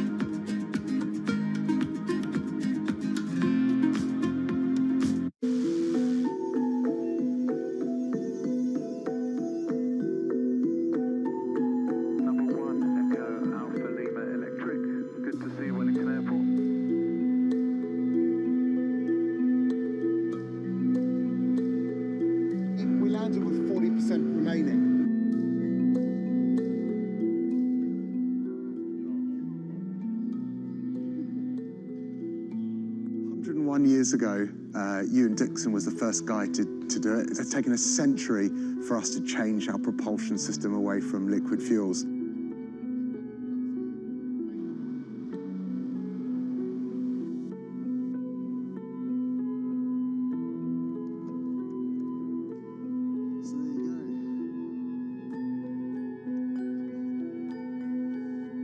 There are dozens of international companies in that airframe size who have realised the opportunity, are in a race to get those commercial aircraft out there at that scale.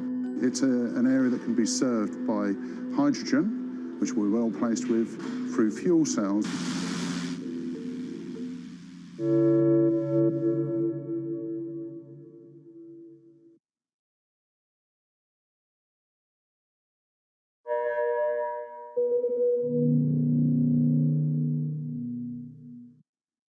Bloomberg has enhanced search on the terminal to deliver what you need when you need it. Now, you can simply type phrases in everyday English in the command line. Compare financials. Find people. Analyze markets. You can enter phrases or ask questions. What do you want to know today? Ask a question or visit SearchGo to find answers now. Right now, about half of U.S. households invest. We'd like to get that number up to 95+%. Investing should be as ubiquitous as shopping online. It should just be something that people do. This is a market that over the past few weeks has made it clear it wants to go higher. It got a little spooked by the idea that geopolitical tensions are rising. Access the financial world on demand. Hear from leading economists, policymakers, and industry experts via live and on-demand webinars, only from Bloomberg. Start exploring to see what's moving the markets. Visit Bloomberg.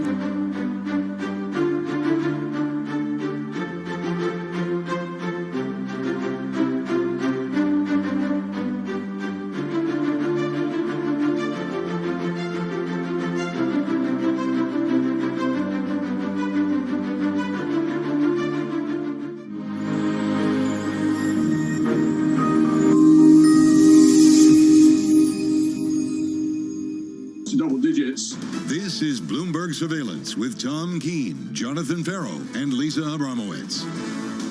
Good morning, everyone. Jonathan Farrow, Lisa Abramowitz, and Tom Keene on radio, on television. It is an inflationary simulcast. Thrilled you're with us. Claims data in this hour. John Farrow, that's important. But, John, let's go right to the debate. And Catherine Greifeld hits the ball out of the park for Bloomberg Business Week. John, help us here. A few years ago on Bloomberg Business Week and inflation. Inflation, dead. I think it was spring of 2019. Gone. See it. That might have been the contrarian indicator. Now the headline, Tom, inflation for Business Week for this month's cover. I will say, though, for this month, Tom, there is a bit of a caveat here because this month it says inflation in bold letters. And then at the bottom there, in very small print, if you can see it, but maybe the monster isn't real. The fear is. And what's so great about this article, and let's dive right into this, John, as our debate for the hour with claims at 8:30, is how do you adapt to it? That's the key of the Greifeld article. It's not inflation, econo-babble, and all that. Okay, what do we do is the essence. How will the Fed adapt to it? I think that's the big one, Tom. And look at the spread right now. Let's line it up. July for Goldman, September for the likes of, who was it this morning? JP Morgan. Then it was Q1 23 from Morgan Stanley. Then it was December 23 from TD. Tom, that's a massive spread on Wall Street right now on when they think the Fed makes a move. And I thought, Lisa, Seth Carpenter of Morgan Stanley was so eloquent about there's two debates on inflation. There's bow tie debate, and there's a real debate out there about, you know, what's the cost of Thanksgiving dinner versus 12 months ago. And the pace of the inflation and the pace, frankly, of the decline in that rate. I mean, he was basically saying that it might be enough if early next year the Fed sees what it wants. Second quarter, a start in the decline in the inflation rate, even though it might not peak until the first quarter. Do they have the time to do that, Tom? Well, we'll have to see. John, we've got to do this at the top of the hour as well. Equities with a further lift as we go into the data check. And John, Macy's showing people adapt. Beat and a raise. We've seen that from several of the big retailers in America. That stock has had a massive year and a decent morning. Your equity market up 12 more broadly. The S&P advancing 0.25%. Yields not doing much at 159 on 10s. And crude heading lower again, down 0.2%. A 78 handle, Tom, on WTI. 78.20 this morning. Well, there it is, and we'll see it with the data here and the esoteric stuff going on with Turkish lira as well. Let's do this. Let's get right into the debate. Again, coming up with Michael McKee on claims in 27 minutes. Matthew Brill joins us now, head of U.S. investment credit, Greg Credit, I should say, at Invesco. Matt, we talk full faith in credit government all the time. What is the distinction right now in the corporate credit market? Hey, good morning, Tom. You know, your team, as always, is spot on with the Macy's reference here this morning. So that's the name that I was going to bring up that is showing that is adapting. Macy's margins actually expanded over the last quarter. So what we're seeing out of corporations is they're learning to live with inflation. They're learning to pass it along and then some, perhaps, to consumers. So overall, we actually feel very good about the corporate debt market. Valuations are challenged. They remain challenged. But corporations, their fundamentals cannot be better, and inflation is really not disrupting that. Matt, can you play that upgrade story, or is that big moment past in credit? Is that behind us? Has that played out? No, it hasn't. So it's the year of the upgrade for 2022. It's always next year, right? But next year is going to be when the upgrades start to hit. We're calling this the overdue upgrade, actually. So you've seen about 50 billion of upgrades out of high yield to investment grade thus far in 2021. Roughly half of those have come in the last month. So Continental Resources, an energy name. You saw Dell, you saw First Energy. You know, those have been upgraded recently. But there's going to be anywhere from, call it 100 to 200 billion next year being upgraded out of high yield into investment grade. JP Morgan actually has a call for 270 billion over the next 18 months. So if they're right, you're going to see, a lot of opportunities within the corporate debt market that might be swimming against the tide of higher yields in the Treasury market. Matt, I just see fixed income as a universe, as an asset class being totally written off next year as a source of returns in places like high yield, as a buffer against risk in the Treasury market. Matt, what are you saying to people, to clients, when those concerns come up? So, I mean, right now, we see a lot of investors actually that are concerned that they just don't want to put more money into the equity market. And then they also they're not making any money in cash. So that's really kind of the path that we're on with everybody, which results in what can I buy that I can sleep at night that I'm going to get some yield. Now, it might actually be negative real yields. We'll have to see. Negative real total returns. But it's still better than cash. And, I hate to be, we lose less or we're better than cash, but that's what we're at right now. And I do believe from the equity market volatility standpoint, there's a lot of concerns around valuations. We're seeing pension plans take the money off the top in the equity markets and putting it into fixed income, and they're just locking it in. And corporate credit is letting you sleep at night. This is not 2006, it's not 2007. So the fundamentals, again, are very, very strong here. It's just the valuations are tough. So credit, you're saying, is better than cash. Yet I am wondering whether that's actually the case at a time when it's not credit risk that people are worried about. It's duration risk, and the duration has been extended dramatically, particularly in the investment grade universe. How much are you putting yourself at risk and exposing yourself to fluctuations in interest rates without regard to what happens in credit?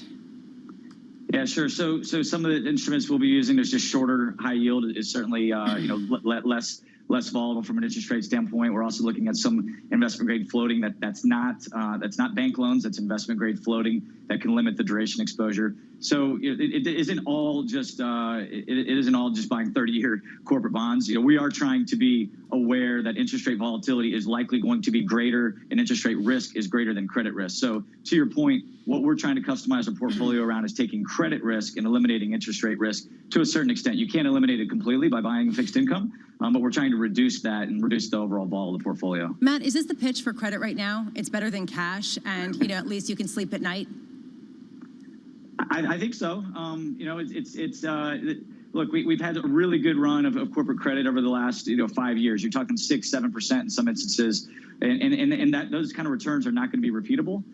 That being said, we don't know when you're going to get an equity sell-off. It is a good place to hide out, we believe.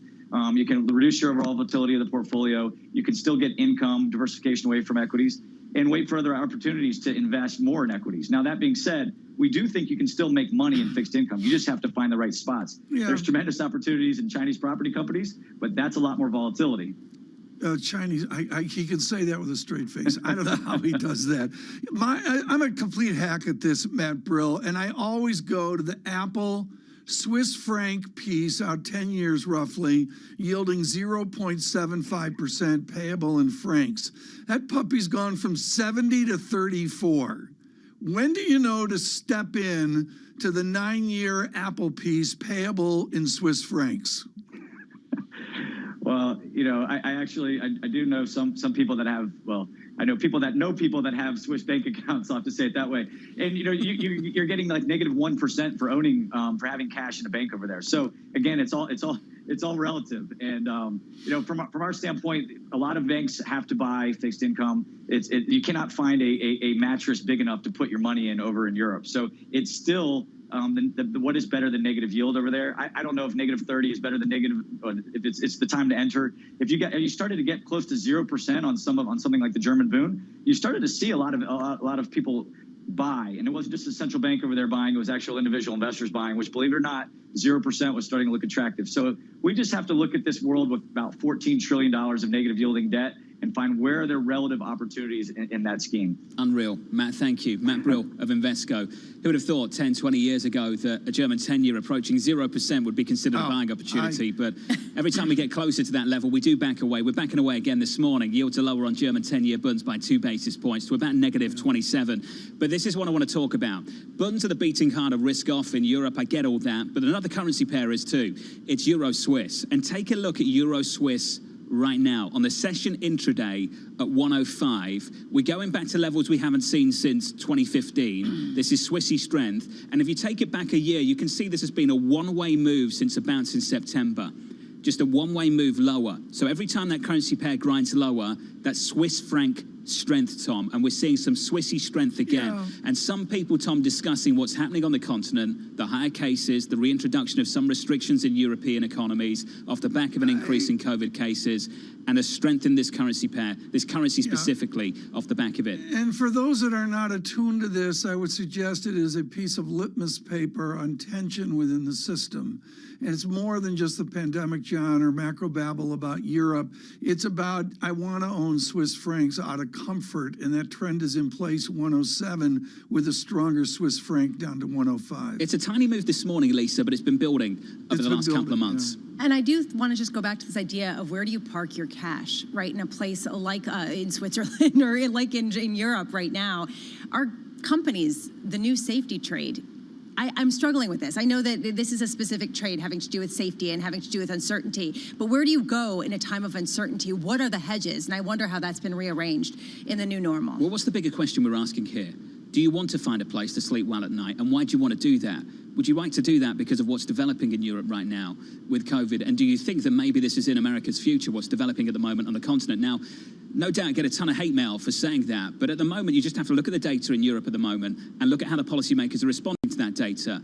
They're still playing off cases, even though in a lot of those economies, in a lot of those countries, deaths are still pretty subdued, Lisa. They're still playing off cases and they're reintroducing restrictions. There's a fear maybe that that becomes a bigger story in the months to come. In the United States, although I do think that the political tolerance for lockdowns is perhaps a little bit less in the United States than over in Europe. And I will say, really interesting what Dr. Beyer said about the potential efficacy of different vaccines. No one wants to see that coming back anytime soon. Up 11 on the S&P, advancing 0.25%. Yields are unchanged on 10s at 159. Crude is lower, briefly, back to 78.33. From New York, this is Bloomberg.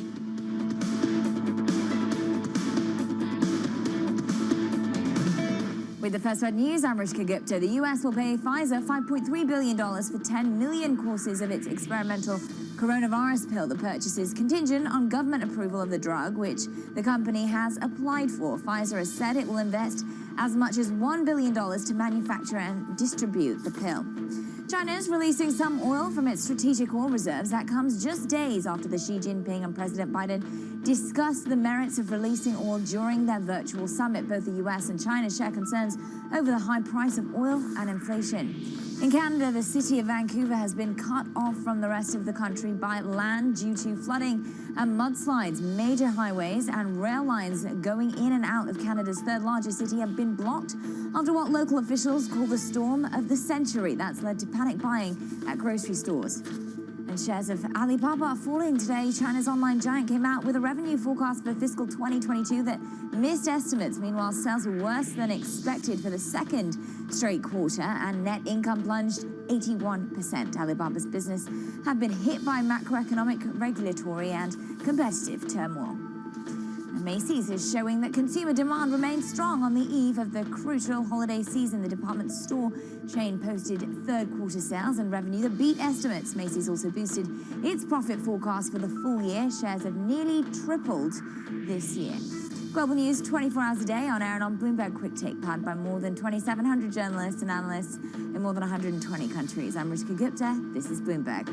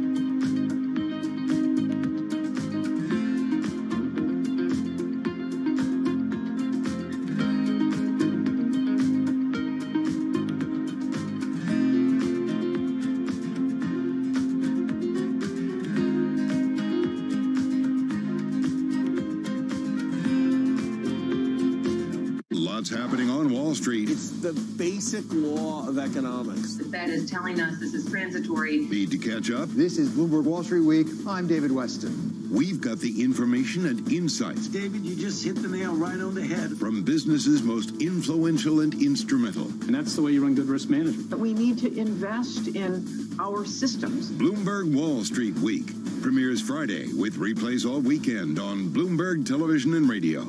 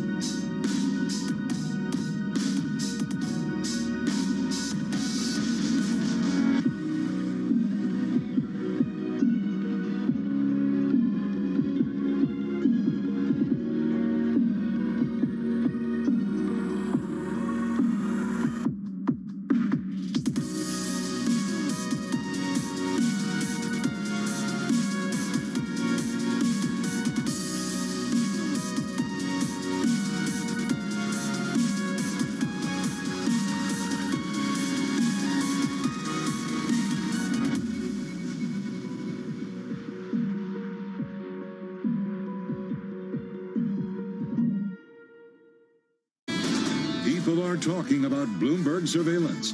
There's some guy out on Twitter who says, I look like I'm on. I noticed that. Do you think I need a lift? Is it time What that did he say about me? What did that particular gentleman say about... Let's have a look. One of them is near 101 years of age. Which one would that be? The other has an ego in the orbit of Mars. Who's that? I have no idea. Mrs. Lisa, the only chance to productive conversation. It's a fairly accurate summary of this show, isn't it, Tom? The eyes, or should I do the whole thing?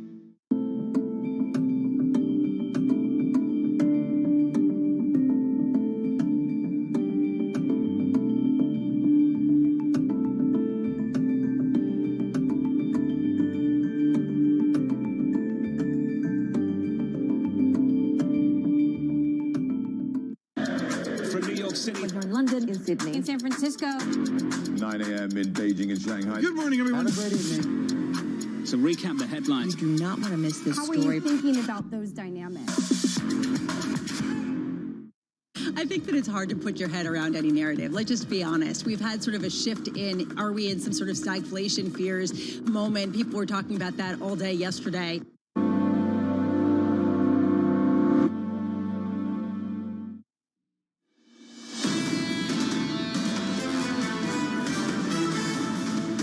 Live from New York City on radio, on TV, this is Bloomberg Surveillance alongside Tom Keene and Lisa Abramowitz. I'm Jonathan Ferro. Some price action we need to talk about. Futures up 11, advancing 0.25% on the S&P 500. Euro dollar, weaker dollar, firmer euro off the back of a move to 112 in the past week, 113.43. We're positive there, 0.2%. Two more currency pairs I want to talk about. Let's start with South Africa, a 25 basis point move at the South African Central Bank. Widely expected, that's what we get. A split decision, though, of the 5 MPC members, 3 voting to hike, 2 to hold. It's only a little move off the back of that. Dollar rand still near the highs of the session. But this is the currency pair that is at the ding-dong highs of the session right now, Tom. It's dollar lira through 11. A clean break of 11, a 4 percentage point move after another big rate cut, a rate cut from the central bank in Turkey. One of the things going on here is a lot of moving parts. And with Damian Sassower, our chief emerging markets credit strategist, we can, well, talk for 2 hours, but we're not going to do that today. Damian, IMF Essays from a Time of Crisis, Stanley Fischer's classic book that he wrote in 1998 off the debris of the 90s. How close are we to the 90s? Well, I mean, look, this is an unprecedented era right now in terms of the amount of rate hikes we're seeing across the whole of emerging markets. I mean, Tom, the correlation between the number of red coffee cups in the 6th floor cafeteria and the losses we're seeing for the Turkish lira, it's just uncanny, right? So for me, what you got to focus on is the fact that net FX reserves, what makes this time different in Turkey is that net FX reserves are negative $36 billion. So they really don't have a lot of insulation to protect against the run on the lira. And that's why we're seeing this digital binary move to the upside, 11 on dollar lira today. I mean, it's pretty unbelievable. I mean, you see it on dollar lira out to 11, and all can go to the politics of it. And Erdogan, the idea of idiosyncratic, you and I know, a la Ecuador, at some point it's not idiosyncratic. What should our audiences look for to see that switch from idiosyncratic to not? Well, I mean, you're mentioning Latin America, so we can't talk about countries like Ecuador, El Salvador, Costa Rica, all the distressed sort of LATAM high-yield players without talking about what's going on in Argentina. 6 out of 8 Senate seats during the midterms no longer in the Peronist hands. It's the first time since the 1940s where the Peronists have not had control of the Senate. Now, many may think this is a good thing. In fact, you're seeing investors bid up bond prices, Argentine bond prices. We all know Argentina's defaulted. They're a serial defaulter. But they've bid them up in recent, just overnight in the last few days after these midterm results. But the reality is we might see more populism in the near term by Fernandez in Argentina, which would be bad for the economy as he tries to protect his base, and stop from becoming a lamed-up president through 2023. But again, you know, for the immediate term, this is good news for Argentina. So amidst all we're seeing in places like Turkey, there is a spattering of good news. And I guess South Africa, just the fact that they hiked rates by 25 basis points, they're getting the message, is more good news in my eyes. So, Damien, then why is the market not getting the good news? You're seeing the sell-off continue in the South African rand. You can see a real skittishness, even when there is a more hawkish tilt, because it's not satisfying the degree that perhaps traders think is necessary. What's going on? It's everything you talk about each and every day, Lisa. It's inflation, inflation, inflation. It's going to be the dominant theme into the first half of 2022, in my opinion, before growth fears become the dominant theme in the second half, in my opinion, anyway. So I think, you know, you're absolutely right. You know, the markets are focused on inflation. They're looking for central banks to get ahead of the curve, and they're looking to see which economies can stomach higher interest rates, that they can still grow within themselves. And that's where the rubber meets the road. There are going to be certain emerging markets that can, certain emerging markets that cannot. We saw overnight Indonesia, Philippines leaving rates on hold. They feel that inflation pressures are manageable there, and their economies desperately need to be stimulated in order to continue their growth trajectory. Damien, you mentioned the growth inflation mix there. I wonder how you think these issues spill over to developed markets from emerging markets through next year. So, I mean, look, for me, it's going to be the fact that is the U.S. resilience, is it able? I mean, Jonathan, the Fed may actually be encouraging another taper tantrum just by being so transparent in their moves. And I think this is the risk that emerging market practitioners are now warming to, the fact that if the Fed has to play a little bit of catch up here and move a little bit more aggressively in terms of its taper, I mean, that can be really bad. Right now, all they're doing is they're scaling back the pace of the taper. They're not tightening yet. When we see quant tightening, all bets are off. We'll see how the markets react then. Damien, you're specialized. You wait for the tourists to run away, and when it gets really, really uncomfortable, you start to lean back in. Yeah. I sense from you, you don't think we've had that moment yet. Well, I mean, globally, in terms of emerging markets, probably not. But I mean, look in China right now. I mean, you know, the high yield market is sort of recovering. Valuations are recovering. You know, we talk about the relaxation of property lending in China and how, you know, all these defaults, all these missed coupon payments, we've been talking about it for months and months and months. But now you're starting to see investors come back in. Why? Because China's kind of taking the kid gloves off. It's allowing property developers to access the asset-backed securities market. It's been on freeze for 3 months. They're allowing them to lend at more favorable rates, and they're offering more favorable rates to state-owned enterprises to go out and acquire these troubled managers. So all of this is good news, and we're finally seeing that reflected in one small area of the emerging market landscape. But structurally, I am a dollar bull. I have been for, you know, the better part of, you know, the last decade, and I don't think that's changing anytime soon. So that's exactly where I wanted to go, the idea that perhaps you saw capitulation in the Chinese developer space, at least if you take a look at how high yields went. Is there anywhere else in the world, in the developing market complex, that you're seeing capitulation that gets your interest? Well, I wouldn't call what we're seeing in Argentina overnight capitulation, but certainly one of our calls, I guess our contrarian calls this year, was that we would see Argentine dollar bonds, you know, appreciate and generate a little bit more of a total return than they have already. We might be on the verge of that. I don't know. But, you know, that was definitely an area where we thought that valuations were really kind of mispriced. And, you know, again, it comes down to the IMF, $53 billion of debt with the IMF, another, I think, $44 billion coming due over the next 2 years. So, yeah, we've got to see, you know, those negotiations progress in the right way. And I think we're going to get closer to that here, you know, in lieu of the midterm results. Damien, just quickly, look around the world right now. Who do you think's got the hardest job in central banking?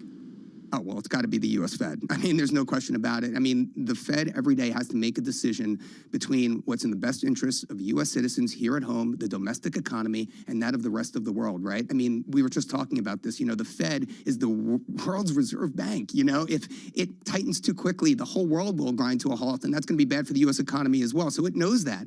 But at the same time, is that necessarily good for U.S. citizens here at home? I don't know for sure, and I think that's really the dichotomy they have to battle each and every day. I thought you were going to say Turkey. But you went with the Fed. Damien, thank you. Good to catch up, sir. As always, Damien Sasser on emerging markets there, Tom. Looking around the world and looking to the Fed. Maybe the hardest job in central banking, except, Tom, we don't know who's going to have that job next year. There's a lot of moving parts, and I do want to say, at least the medical people tell us the pandemic overlay on this economics and foreign exchange is not to be ignored. Where will the next lockdown be? Look at this FX move in the South African rand. Weakest level of the year. The 25 basis point hike doesn't get it done. It was a tight decision, Lisa. Not much encouragement from this FX market right now. No, and I do wonder what traders are looking for. Do they want the sort of central bankers of South Africa, certainly of Turkey, to tighten pretty dramatically to send a signal? Or are they basically just saying, you know what, at this point, we're going to go back into the dollar because it seems like the Fed's going to hold tight for longer? Well, the Turkish lira is just on another planet right now for me, Tom. Clean break of 11. Up 4.5% on that currency pair. Some real Turkish lira weakness, and we've seen it again and again and again. How many days is this now on the Turkish lira? I know, it's going to go back to like a September break. You know, it reminds me of Damien's Grand Banks, the powerboat he's got out in the Hamptons. I mean, it is log convexity. Who names their boat log convexity? Is that what Only Damien Sassower named it, yeah. Thank you, Tom. Futures up 10 on the S&P, advancing 0.2 from New York. This is Bloomberg.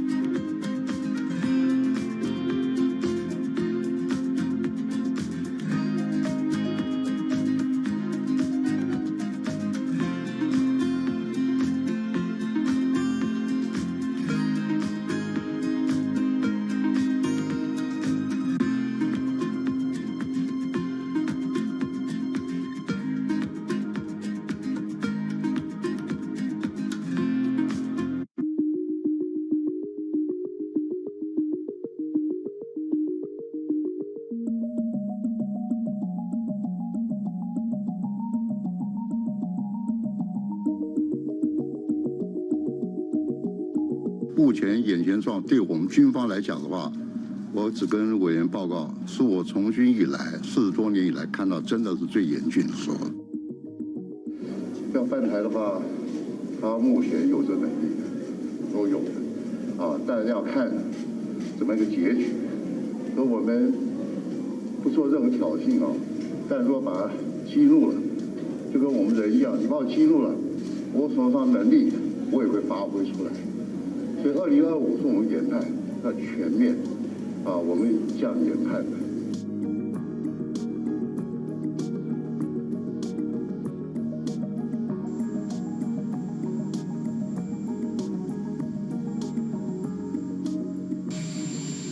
Well, China has, I've spoken with Xi about Taiwan.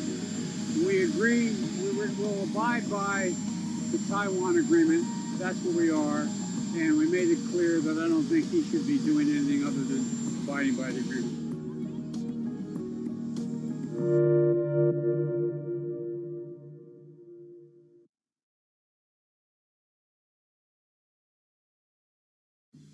I was just finishing what you were saying, Tom. November 3rd is when the decision is. Just in case people got confused, I will. Just one more story, Tom. Yeah, thank God for that. We're at 137 right now. Into weakness. Is this where they play the music and the Academy Awards? Is this it? Do I thank my mum again? Are you in charge of this? Is she the only one? Kill the music. You know who's in charge here. On the supply chain, are you starting to see things improve? And if you are, where specifically, sir? Well, this year we have been mostly affected by the semiconductor situation. And we believe that the Q3 was the quarter that was most affected.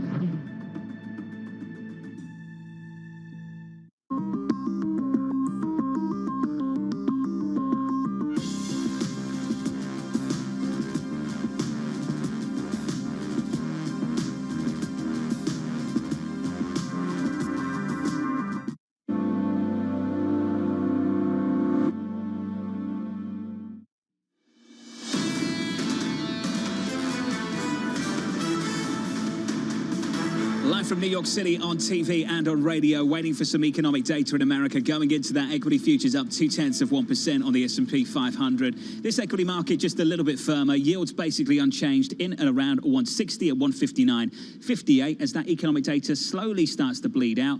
Let's get you that with Michael McKee. Morning, Mike.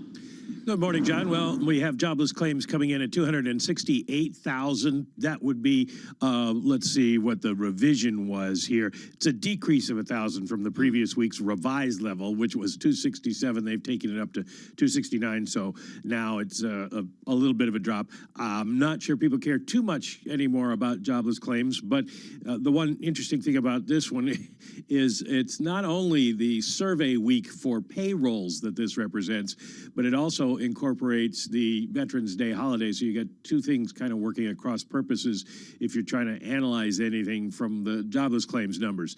The other one is the Philadelphia Fed Index, and we get a big rise here, 39 from 23.8, and it had fallen the last month.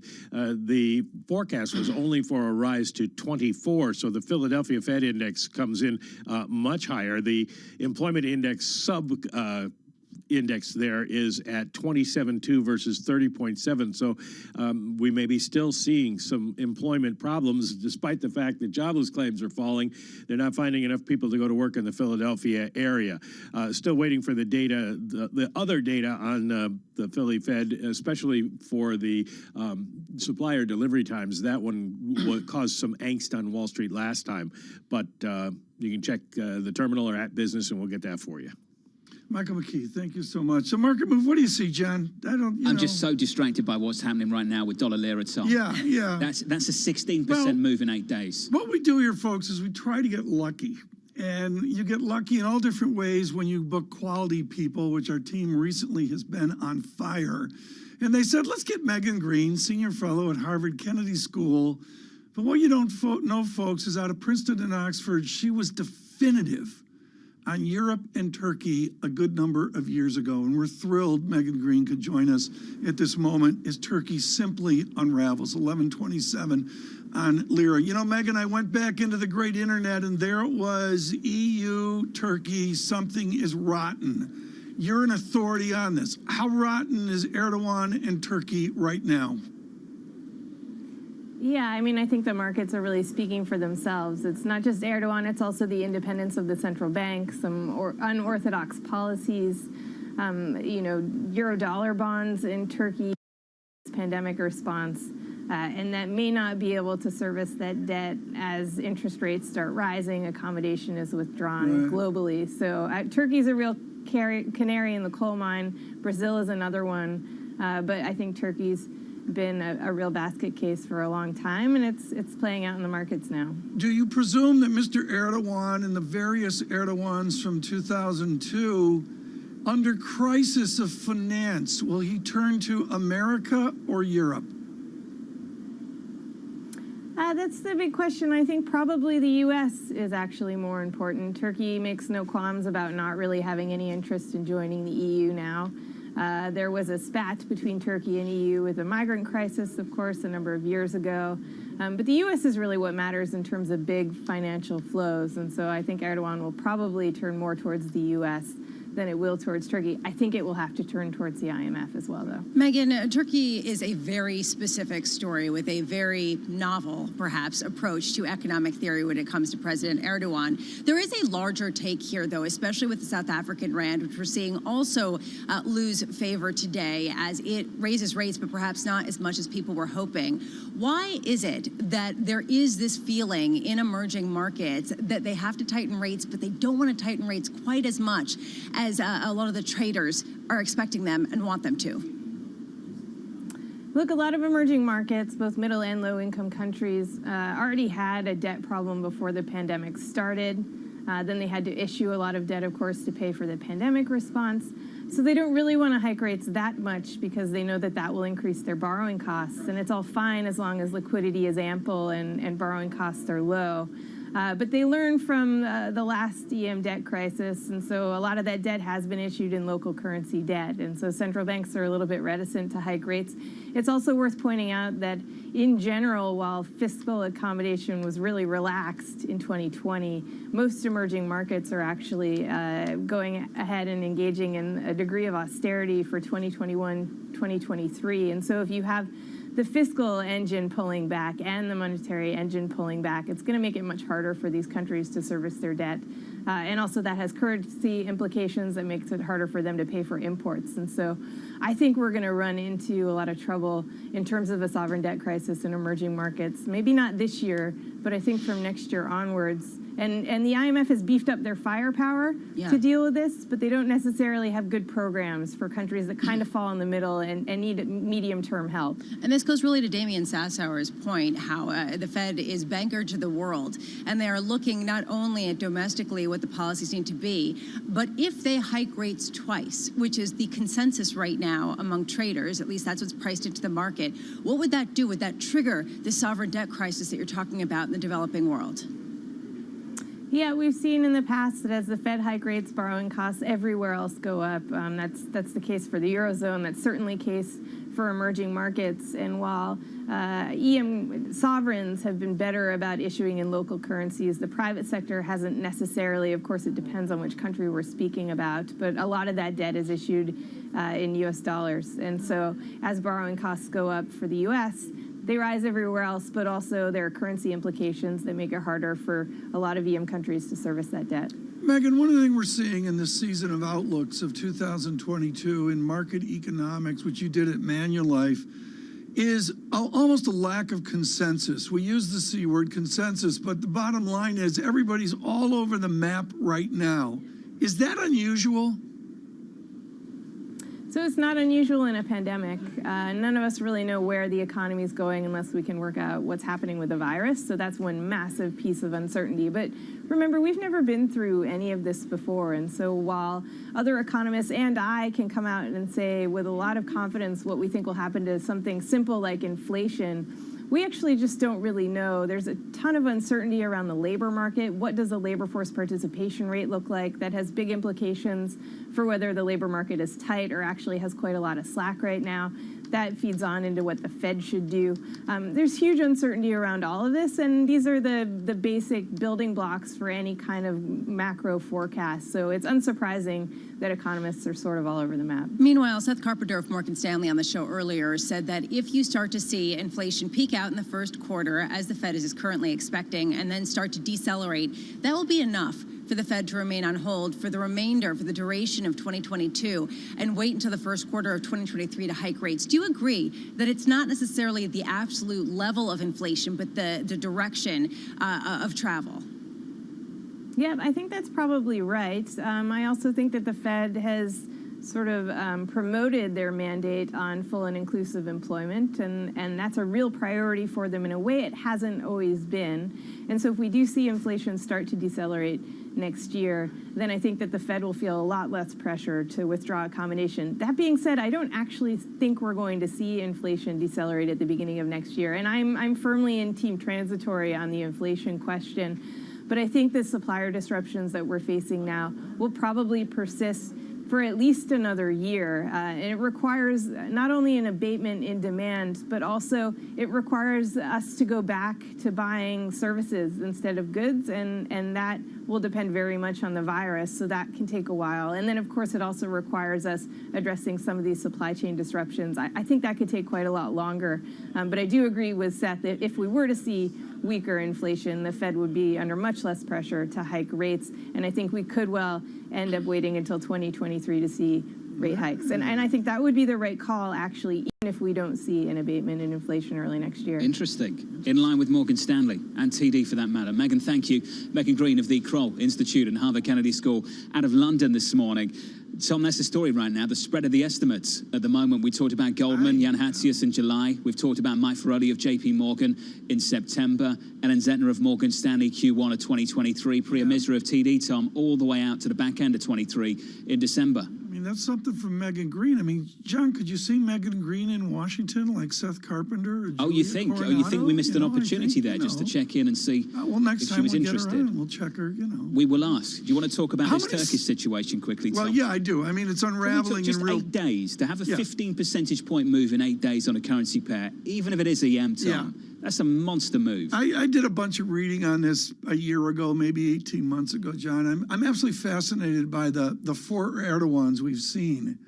And I think there's a huge political unknown of how he will adapt to the broader political crisis of what he dreamed of in 2002, and of course in the wonderful Turkish boom out through a good part of the 2000s. John, that has been shattered a couple times, but with a vengeance this morning. I mean, I would respectfully suggest this is a seismic shift where he has to reformulate whatever the Erdogan future is. Right now, for investors, for traders, Lisa, the perception of this central bank and central bank independence in Turkey has just shifted markedly over the last several years. And we've seen we've seen this happen a few times in Turkey.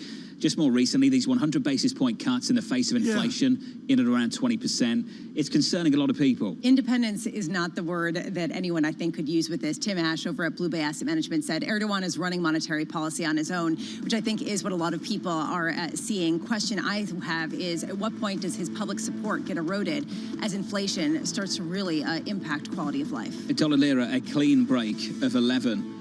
We're positive just on the session intraday on that currency pair by 4.5%. Coming up on the open, we'll have this conversation with Victoria Fernandez, the chief market strategist at Crossmark Global Investments. For your equity market, things are okay so far this morning, up about 0.25% on the S&P 500, advancing, let's call it 13 points higher. From New York City with Tom Keene, Lisa Abramovitz and Jonathan Ferro, this is Bloomberg Surveillance.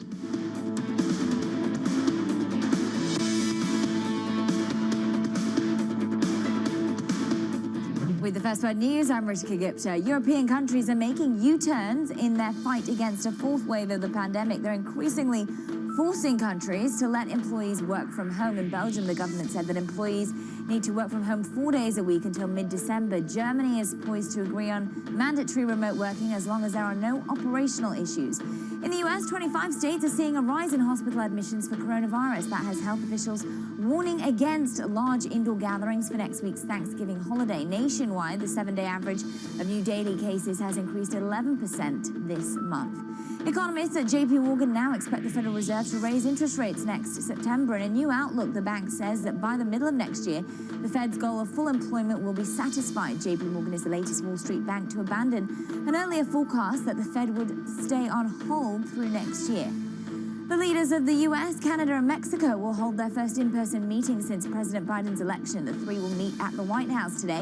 Amongst the issues likely to be discussed, energy, borders, and auto manufacturing. Trade disputes remain despite the rewrite of the North America Free Trade Agreement. And Kohl's posted better than expected third-quarter sales. The department store chain also boosted its full-year outlook. Kohl's is showing that recent strategic moves are working with shoppers, amongst them focusing on athletic wear and teaming up with Sephora. Global News 24 hours a day, on air and on Bloomberg Quick Take, powered by more than 2,700 journalists and analysts in more than 120 countries. I'm Ritika Gupta. This is Bloomberg.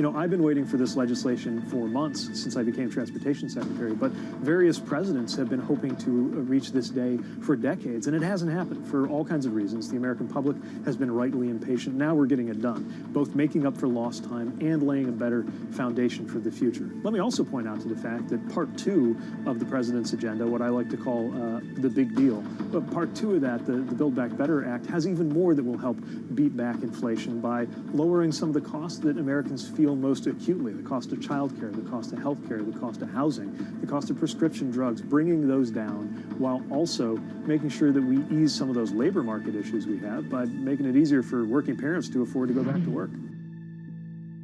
It's really a reminder, isn't it, just how sensitive the markets are to any commentary about trade. We did see some pressure on the yuan, we did see some pressure on the futures. That is now being reversed.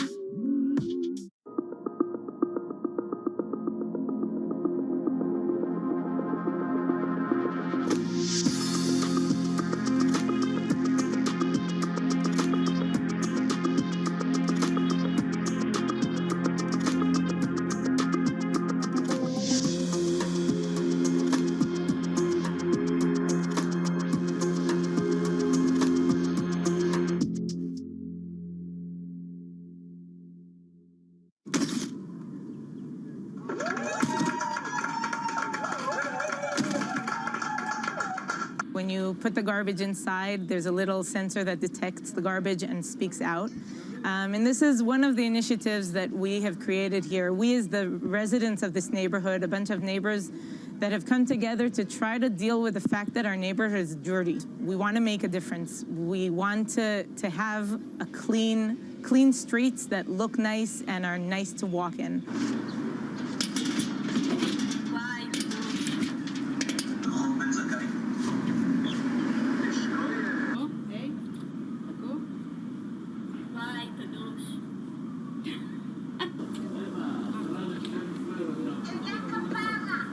בבקשה.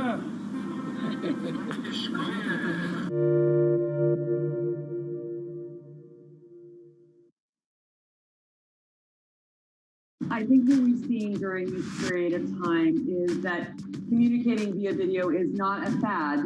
We are using it in all aspects of our lives, for work, for learning, for communicating, for staying in touch.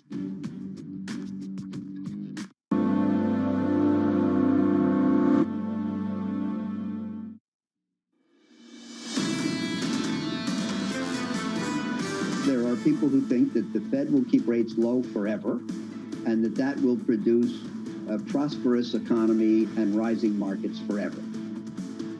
I don't believe it. I think that one of these days, inflation will be established to be higher than it has been. That'll cause rates to go up. The easy thing to say is 3 to 4%. And the wonderful Howard Marks, and we thank him for being with us on Bloomberg this week. Lisa Abramowitz and Tom Keene, we welcome all of you, particularly in the Eastern Mediterranean, as Turkey unravels the Turkish lira through a 10 days ago, hours ago, I should say, and now 11.12 with a burst ever weaker about 20 minutes ago. We're watching dollar lira this morning. Right now we're listening to Barry Ritholtz, of course, with Bloomberg Opinion, and always a writer of thoughtful ideas. Barry, you have a column where you speak about 1, 2, 3, 4, 5 things that indicate what I'm going to call seismic shifts that silently appear. And I'm fascinated, as you and I have experienced over the year, sea change shifts in interest rates, in inflation, whatever. Inflation, clearly the topic right now. And they sort of occur silently, not with a big fanfare. How do you listen for the silence of those shifts? So first, I love being on the same side of any trade with Howard Marks. I'm a giant fan of not only his company, but his thought process and how he contextualizes the world. But second, you know, when we look at how we exist in the here and now, the news flow is a fire hose. And every day it's either something different, which makes us think it's too much to be on top of, or it's the same thing over and over again: inflation, transitory, supply chain, which makes it seem like it's intractable. But what you need to do is step back and look at things from a geological perspective and avoid the minute by minute, tick by tick news flow. look at what's driving all these things in the economy. These didn't start yesterday or last month or last year. They've been decades in the making, and we could get into the specifics, talk about how some of these things are half a century in the making. Well, they're half a century in the making, but right now what we're making is more inflation. There's 14 opinions. Barry, I don't need a 15th opinion. I just want to know how to sort through the 14 opinions. Look at what's driven by the second by second flow and more or less ignore those unless you're on a trading desk and you have a holding period measured in milliseconds. If you're a long-term investor, if you're thinking beyond this month, this quarter, and your holding period is years, well, a couple of things to think about. First off, generally speaking, equities are a good inflation hedge up to a point. Once things move towards hyperinflation, not that we're anywhere near there, but very, very high inflation and all your hedges, the bets are off. But in the United States over the past half century, as long as inflation is elevated but manageable, it's actually been pretty good for equities. Companies have shown they could pass input cost increases to consumers, especially if consumers are seeing wage increases like we've been seeing over the past year. In fact, all the hand-wringing about how inflation is going to just destroy the consumer, sentiment's down a bit, but look at retail sales. Right. Consumers are taking their money, they're spending it. So you have to be able to step back and look at the 30,000-foot view, not get caught up in the tick by, unless you're a trader, you have to look past this instance. So Barry, let's take a 30,000-foot view. And what is the geological sense of inflation? Are we still in a world heading toward lower rates, or has something shifted with the idea of perhaps a bit of deglobalization, an idea of how to fortify supply chains that will embed costs, and the idea of a shift in power to labor that we have not seen for years? So let's take those three things one at a time. First, we've been running just-in-time inventory in a very lean supply chain. That stuff is catnip to retailers and logistical companies. It's proven itself to be very fragile, like if in the event there's a pandemic, let's just say, hypothetically. So to fix that's going to take not a week or a month, it's going to take years. You have to build more manufacturing companies here in the U.S. You have to incentivize companies to hold inventory. There's a lot of moving parts here. It doesn't get fixed quickly. When we look at inflation and we look at some of the things that are clearly, I'm going to use the dirty word, transitory, the problems with reopening, the problems with semiconductors, automobiles, that'll work itself out in a couple of quarters. Less than a year is my guess from here. This time next year, the supply chain should be significantly better. I'm going to bet next quarter. But when we look at things like housing, you have decade-long forces like NIMBYism and people not wanting to build, forget low-cost housing, not wanting to just see higher density, anything that might affect my real estate values, which is why there's a massive undersupply of homes, especially single-family homes. That's going to take a long time to fix. The good news is we're building more housing starts today than we have since 1974. The bad news is it takes years to build up a supply of homes, and we're running out of land. So we need to do some regulatory relief there also. Barry, thank you so much. Barry Ritholtz with us today on some of the seismic changes we're seeing. Lisa, we've got to encompass here in a bit of time that we've got 2 minutes, the tumult of the week and into the day. I can only imagine what Friday will bring. The idea here that we're looking at changing in real time inflation expectations, and this debate heating up as we get the year-end outlooks as to whether we're entering maybe not hyperinflation, but an inflation regime that we have not seen for decades. I'm going to fall back on what I've always fallen back. We can say equities give us a lift, bonds maybe not playing this morning so much, but I'm sorry, the deepest system in this financial world, Lisa, is foreign exchange, and that's what I'm going to continue to stare at. My constructive news today is euro stability. Yeah, euro stability, although ongoing policy divergence, really the story there. Policy divergence perhaps also in Turkey. Honestly, what kind of story does this tell? that the Bank of Erdogan is getting an absolute thumbs down from the global stage. At what point does that become a political crisis for him that leads to new leadership? The story it tells is when Damian Sassower and Megan Green are on the same page, they don't buy the uniquely idiosyncratic framework for any given story, Indonesia, whatever, but particularly for Turkey. You heard those two experts say it's not idiosyncratic. At some point, it filters over. It does filter over, and I do wonder if there are certain banking channels or if it's just basically an idea where a lot of countries are looking at inflation rates, trying to get a control of them, seeing this sort of gravitational lure of the dollar and not being able to get ahead of it. I'm thinking of Argentina in particular. Well, Argentina, and of course, I talked to Damien off the mic earlier about the black market in Argentina, which is really broadened out. I don't have an exact quote on that, but at 100 peso per dollar, I'm thinking 200. I thought that you were going to say you were talking with him about the Boston Red Sox, and I thought that, maybe that was where you were going No, instead. we didn't do that. I should have done that with Megan Green, but there was so much news. So Turkish lira, 11.12. One of the themes at the Singapore conference, the Bloomberg New Economy Forum, and it continues today. Smart conversations on the global future. Please stay with us on radio, on television. This is Bloomberg. Good morning.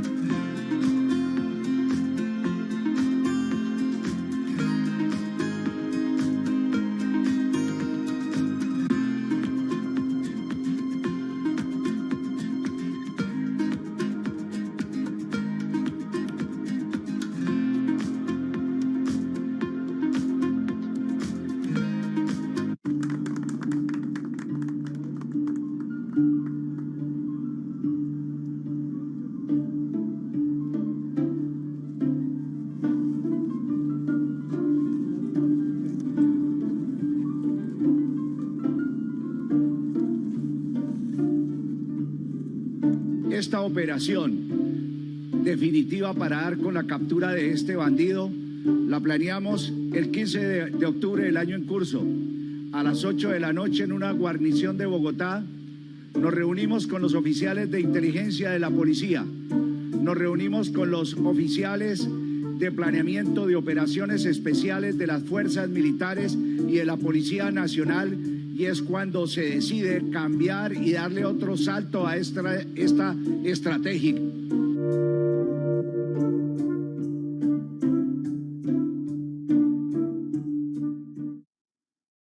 Bloomberg has enhanced search on the terminal to deliver what you need when you need it. Now, you can simply type phrases in everyday English in the command line. Compare financials. Find people. Analyze markets. You can enter phrases or ask questions. What do you want to know today?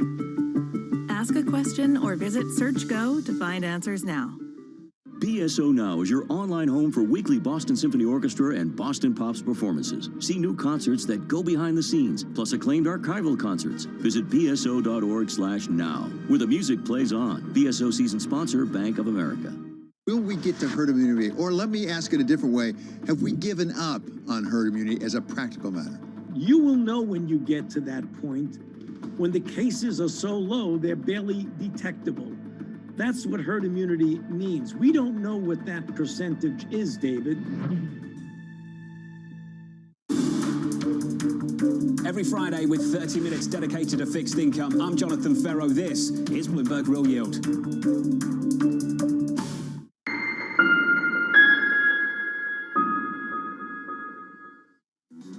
From New York City, for our audience worldwide, good morning, good morning. Your equity market shaping up as follows this Thursday morning, advancing 11, up 0.25%. The countdown to the open starts right now.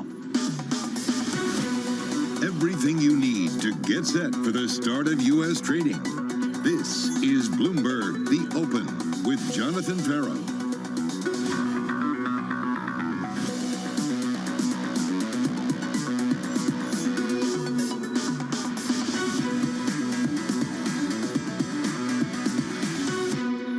From New York, we begin with the big issue. One man's bubble, another man's bull market. There is some extraordinary valuations. We forecast this contraction in multiple. Some of these stock prices. Obviously, we're overextended. This is going to sound ridiculous, but it's my favorite asset class for 2022. Stocks are still the most interesting investment. They're not justifiable. I mean, they're just not. Definitely pockets of, greed. That's uncomfortable for investors. But don't take money off the table. You have the Fed coming out like with the most tepid, hawkish, maybe we're going to start tapering, please don't be scared. Fed monetary policies are still extremely loose. So stay invested. There are going to be some eye-popping declines. But this is where you make money. What are your alternatives? I look around and I don't think there's anything to knock this bull run off right now. Joining us now to discuss is Morgan Stanley's Vishy Tirupatur, Crossmark's Victoria Fernandez, and Matt Miskin of John Hancock Investments. Victoria, let's begin with you. Something that Dan Morris of BNP Paribas said just there. What else do you do? There is no alternative. Is there an alternative? Well, I don't think there really is at this point in time. I mean, when we're talking to our clients and they're asking, should we be shifting our allocations? I mean, we tell them we think you do equities over cash. And if rates continue to move higher, which we think they will, then cash may actually give you a little bit of a better return than bonds will. It doesn't mean you have to come out of fixed income. There are certain reasons you want to have that allocation based on your financial goals. But I think equities right now is the best place to be, and that's being driven by the consumer. We've seen it in the retail numbers that demand is just red hot right now, and I think that's going to continue through the holiday season and into the first quarter, even with the kind of spot inflation rates spiking. Matt Miskin, are equities the best place to be? We believe so. We're overweight equities. We have been much of this year, and we've been overweight U.S. equities in particular. We believe you got to follow the earnings revisions, follow the profits. That's bringing us into the United States as an overweight, playing some cyclicality in the mid-cap space and combining that with quality in terms of a factor. You're going to have to do fundamental analysis next year and keep with the balance sheets, looking for strong profitability, good balance sheets, things like that. And we believe that's where you're going to find the best returns into 2022. That's your take. Here's the take of HSBC and Max Kettner. Max writing the following. Top-down growth expectations are still too upbeat. Input costs are feeding through into weaker growth numbers, and base effects and inflation are waning. All these will probably mean a tactical window of underperformance of equities. Vishy, on the equity side at Morgan Stanley, you guys agree. You're looking for 4,400 year-end next year on the S&P 500. How does the credit story slide in to that view? So I tell 2 points. One is that we do think that there is a better opportunity in European and Japanese equities relative to U.S. equities. But there is, there are other interesting opportunities across the board. So we can see one thing that stands out here is that when we look at credit, we're not suggesting that spreads are not going to get wider. Spreads are pretty close to all-time, pretty 24 months tights. So we do think that the expectations of defaults are going to be very muted going forward. So there are interesting opportunities in lower in the credit quality, and perhaps using some structural leverage such as CLO equity, or at least as interesting, if not more interesting opportunities versus some of the discussion that we've just had. Vishy, just build on that and make it really simple for us. Loans versus IG versus high yield. How would you be positioned going into next year? Well, we think, I think high yield, and within high yield, high yield over investment grade, and within high yield, leverage loans or high yield bonds. And within leverage loans, the best way to take the leverage loan exposure is through CLO equity. How does that line up with your rates call at Morgan Stanley, where you think the Fed's going to be patient in Q1, wait until Q1, until 23? Right. I think it lines up quite well with that. because we think that while the Fed will, our economists expect that the first hike comes in the first quarter of 2023, we expect that the curve will steepen over time. The rates are going to move higher. So the 10-year Treasury will move higher, but not dramatically higher. So our expectation is that the 10-year Treasury ends 2022 at 210. So rates will be higher from where we are now, but we think that the steepening will occur in the 2-5 part of the curve as the Fed market prices in more Fed hikes later in the cycle. Interesting. So I think the reconciliation that has to happen is in terms of the Fed, what the number of Fed hikes that the market is pricing in the early part of 2022 to in the later part of the cycle. Vishy, let's build on that in just a moment. Your call on 10s at 2.1% year-end next year, right now about 160. Ton of economic data to work through. Jobless claims out about 35 minutes ago. With those numbers, here's Mike McKee.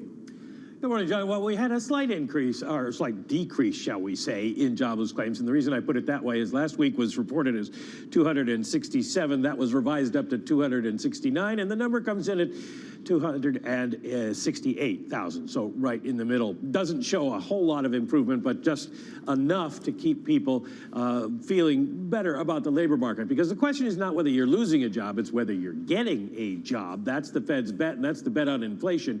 Remember Jay Powell back at Jackson Hole outlined a 5-part test for inflation and whether the Fed should raise rates. Is it broad-based? Are big movers moderating, the ones we saw coming out of the pandemic? Are wages rising? What about longer-term inflation expectations and the globalization impact? Well, the first two are kind of related there. And yes, the answer when you look at what happened in the last CPI is the inflation numbers have broadened out, more than 100 different categories rising more than percent on the month. And so that means that we are seeing a different kind of inflation than just used cars and airline fares and hotel rates. You can see there, the white line is a much bigger right-hand tail, and it shows that we are seeing some additional inflation pressures. But then you look at some of the other questions that Jay Powell raised. Import prices, globalization, they are up. And I'm looking at ex-oil here because the Fed can't do anything about OPEC. That's the white line. But look, they've kind of rolled over in the last couple of months, and things are getting a little bit better. And then you look at the longer-term inflation expectations, which is the yellow line there. Good afternoon, traders. Hope you're doing well. Today, I'm going to place a stop. If you remember, yesterday we placed stop for our British pound on profit that we got from 134.369. All our positions you can see on blue colored ticker. I'm going to move stop for our position just on the safe side. I want to be at 134.569. Okay, guys, it will give us £2,000 in profit. So if you copied this trade yesterday, please move your position, stop for your position to this level. Anything can happen during the opening hours in USA, so I don't want to be kind of to make a loss on this trade, because we're already in profit and we're already in quite a good profit, to be honest. We hold other positions, and the reason I want to do this, if it will go lower, we will close position and we will re-enter position at the lower level. Okay, guys, so please copy this trade and stay safe. I'll speak to you later. That are resulting in higher levels of inflation as they begin to wane, that we expect to, we will start seeing the annualized 3-month annualized numbers begin to come down. And while we expect the inflation levels to be above the 2% target by the end of the year, the pace of the travel will be basically coming down from the peaks that in the first quarter. At the same time, we still have some ways to go into getting to the level of employment that we saw prior to COVID. So we think we'll get there towards the end of next year. And the combination of those things will mean, what our economists see as a first hike in next year. But if you look at what the market is currently pricing, market is pricing currently roughly about 6 hikes in all, meaning we'll go from Fed funds rate will go in from 0 to say around 150, 175 in that kind of level. We think that underestimates the end point of where the cycle will end. And we think that the market will need to reconfigure or reconcile to that. That will mean pricing more hikes subsequent later in the cycle. And that is what we think will happen as we progress during the course of the year. Vishy, let me build on this with Victoria. Victoria, so there's 3 calls here on the 10-year 2.1% year-end next year, the call from Morgan Stanley. They think the Fed can be patient, wait until Q1 23. But in Vishy's words, when they start, they're going to do more than people think they will. Does that line up with your view at all on any of those 3 points?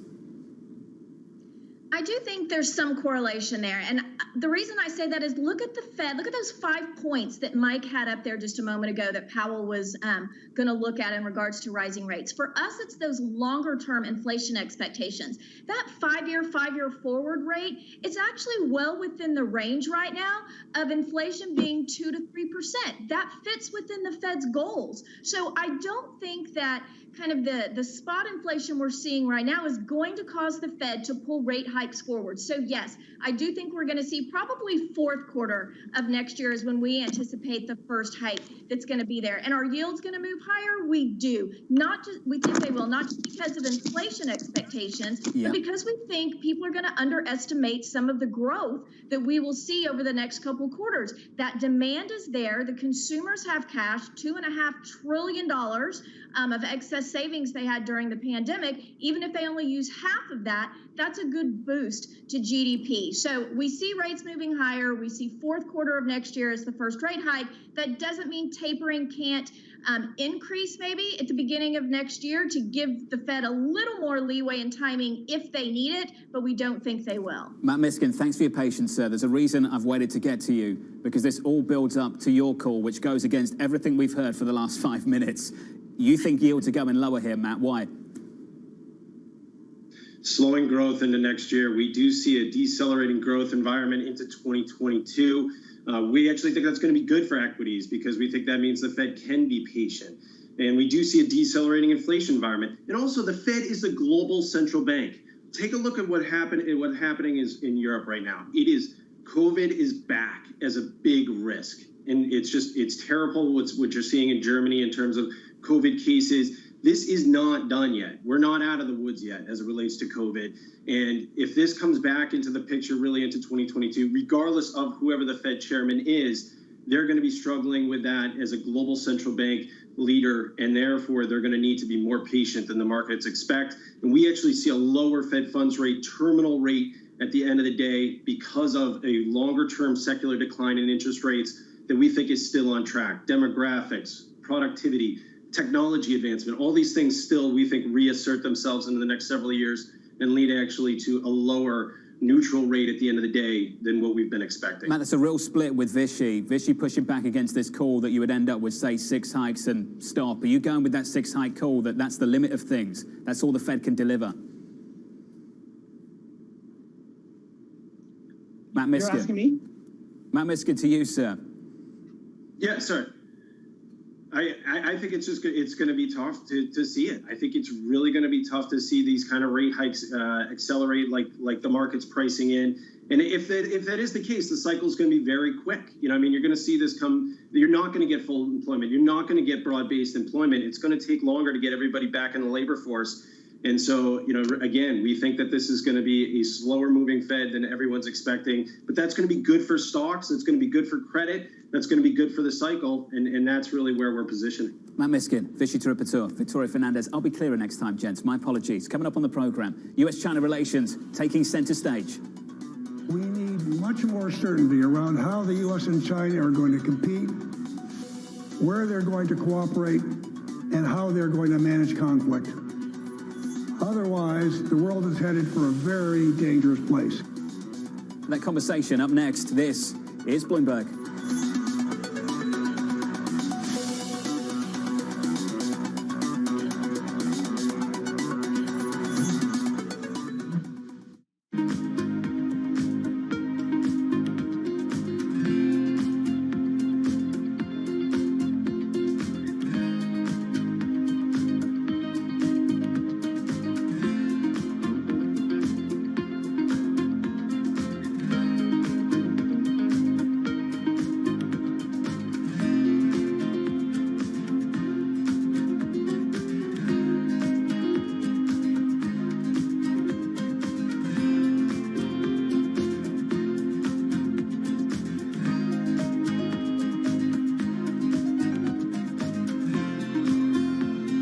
common ground on energy that you share now with the Prime Minister of the United Kingdom? We are both very committed to the transition to a net zero future, and as part of that, to building up the renewable energy capacity for Scotland and the UK. Scotland has got massive potential in wind energy in particular, onshore and offshore, but also some real potential in new and emerging technologies, carbon capture and storage, for example. There's also, I think, an understanding, and perhaps the UK government and I don't entirely agree on the detail of this, but we must accelerate the move away from fossil fuels. We've got to do that carefully in a way that protects the people who are currently employed in that sector, in Scotland around 100,000 jobs, and do it in a way that doesn't see us importing more oil and gas, but instead moving to the alternatives. This is a market that over the past few weeks has made it clear it wants to go higher. It got a little spooked by the idea that geopolitical tensions are rising. Crypto, you have a world of young people that want their own financial system and their own culture. And it is very powerful, and I'm a big believer in it.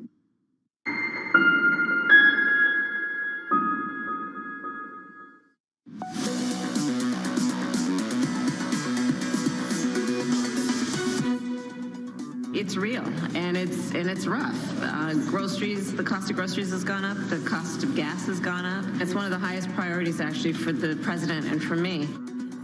The administration's lobbying for lower energy prices. China working to release oil from its strategic reserves just 2 days after the two presidents' virtual meeting. China's State Reserve Bureau saying the following: the Bureau is carrying out crude oil release work at the moment. We will release more details on the volume and date in due time. Joining us from DC, our Washington correspondent, Anne-Marie. Morning, Anne-Marie.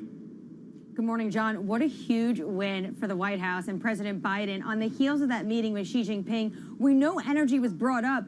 Beijing is making the first move, trapping their strategic reserves before the United States even does. And all of this comes as the U.S. is not just lobbying Beijing, but also India, Japan, South Korea. If they were not able to get OPEC Plus to pump more and pretty much snubbed by the cartel, they were able to corral consumers. And even before we learned that China was going to tap into their strategic reserves, we already saw prices take a fall. I have to say, I've never seen verbal intervention from the United States work quite like this. I've seen it. I've actually been on the other end of it when it comes to potentially the kingdom and former Saudi oil ministers. But the United States has really pushed the price down just by talking about the threat of not just Washington, but other capitals and consumers around the world adding more barrels to the market. It's introduced some downside risk to that oil price, and we've seen that manifest materialize in the last couple of days. Just a final question, Anne-Marie, you know what it is. What's happening? When do we hear about it? The Fed. It has to be about the Fed, Jonathan, if I'm on your show. Listen, we don't know. I don't know. I don't have an answer for you. Every day you continuously ask me, and I'll tell you the same thing. What I do know is that the president said, by the goodwill of God and his neighbors, we'll know in about 4 days. That potentially could be Friday or Saturday. Now, listen, it's his birthday on Saturday. I likely doubt he's going to come out with a big Fed announcement. Friday potentially could be an announcement, but it'll likely be after the close. So you're going to be working late, I imagine, on Friday, or he punts it to next week. But we do know, and we learned yesterday, it will come before Thanksgiving. Sometime before Thanksgiving. AMH down in DC. Anne-Marie, thank you. Looking forward to you breaking that news at some point, sometime before Thanksgiving. We caught up with Macquarie's Terry Wiseman on the next Fed chair. Take a listen to what he had to say about the significance of this event. If the market perceives this to have been a politicized decision, and there are reasons for it to believe as such, yes, you can certainly see inflation break-evens in the U.S. go up. And I mean, on a long-term basis here, the market will start to price in prospectively a little bit more inflation over the longer haul. The dollar could come down, although I would say that that's tentative because other central banks have similar problems with regard to their own politicization. But yes, it could affect the market. Back with us, Victoria Fernandez, Matt Miskin. Victoria, how significant is this event? I talk about it every single morning. We're waiting for the Fed chair. Who's it going to be next year? The one we have now, Governor Brainerd. Does it make a difference? I think it makes a difference in the near term in the sense that it's just more uncertainty in the market, and we know the markets don't like that. They want to have a clear vision of who's going to be leading the Fed, and I think it matters for certain sectors. So you look at regulation in regards to the financial companies, in regards to banks. If Powell is not going to be the leader of the FOMC anymore, then it makes you start thinking some of that regulation could come back, or that could be stricter regulation, and maybe we see that in certain sectors. As a whole, though, I don't think we're going to see much change in regards to rate hike expectations, tapering expectations. It's still going to be a dovish Fed, but maybe some minor tweaks. And I think one of the biggest things is that if Powell is no longer chosen, then that opens up an extra seat for this administration to fill. So longer term, you could have a shift in the overall outlook of the Fed. Matt Miskin, I want your take on this. There's something you've said in the last week about politics that caught my eye out on Twitter. You said, please don't allow politics in your portfolio. Under the Biden administration, thus far, top-performing assets are oil, energy, MLPs, regional banks. Under Trump, it was tech, growth, and China. Focus on the cycle and not politics. How would you consider this event? Is it politics or part of the cycle? I think it's all about the cycle, as you point out, John. And really, you know, the Fed chairman's going to have the same construct, the same difficult decisions to make. I just look back, though, on Powell's tenure. And you think about it, the beginning of Powell's tenure, 2018, had that tremendous mistake of, you know, walking around the room in the dark, bumping into furniture was one of his analogies, and that's how he was thinking about monetary policy. And the market corrected about 20% right into Christmas Eve. I'll never forget that. And so it's a learning process. But then by the end of his tenure here in March 2020, it was, you remember that morning, it was a Monday morning, Powell comes out and says, we are going to buy corporate bonds. It was in the midst of the pandemic. Credit spreads were blowing out, and he acted so swiftly, so immediately, and so in just a targeted way to make credit spreads stop blowing out that he really had developed into a really solid Fed chair. And his communication style right now is great. You look at other central bankers around the world, I still don't understand what's going on with some of the monetary. You know, in my job, I'm supposed to know what's going on here, but it's really hard to decipher some other central bank chairs. Powell is very deliberate. Well, he says he's very good communicator. I think it takes time for a new Fed chair to do that, and that's the risk. Is that whoever it is going to come in, they're going to have a steep learning curve, and they're going to have to get ready to go as risks come into the horizon into end of 22 and into 2023. I'm hesitant about putting words in your mouth, but I think you're talking about Governor Bailey and President Lagarde. Would that be fair, Matt? Yes, sir, it is. I'll keep you out of trouble. I won't build on that. Matt Miskin there. Victoria Fernandez sticking with us. I understand we had some technical issues with Vishy Tirupasua. Vishy, I know you're back with us. Looking forward to catching up around the opening bout for a little bit more on your views on what's happening in this market. Coming up next, the morning calls, and later, Macy's reporting a beat and a raise, showing that consumer demand remains robust heading into the holiday season. That stock is up in the pre-market. Another 15%. Take a look at it year to date as well. We'll build on this in just a moment. From New York City this morning, good morning. This is Bloomberg.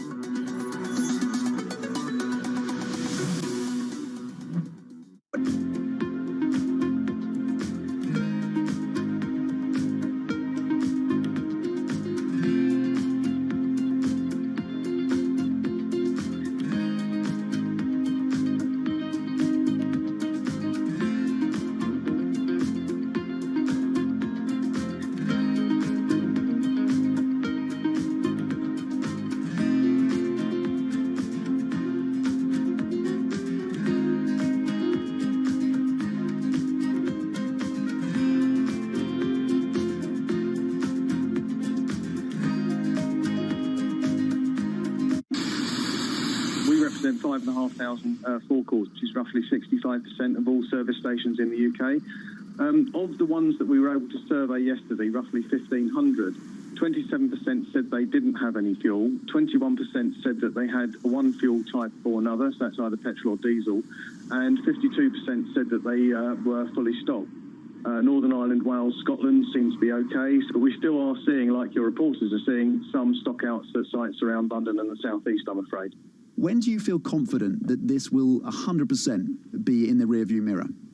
Well, what we're hoping is those people that got fuel over the last few days obviously don't need it again for another few days, and that will give us a chance to actually start to restock the network. So we're trying to get it back to a reasonable level today and tomorrow, and then over the coming weeks, because it will take a number of weeks, to get it back to the sort of more normal running levels.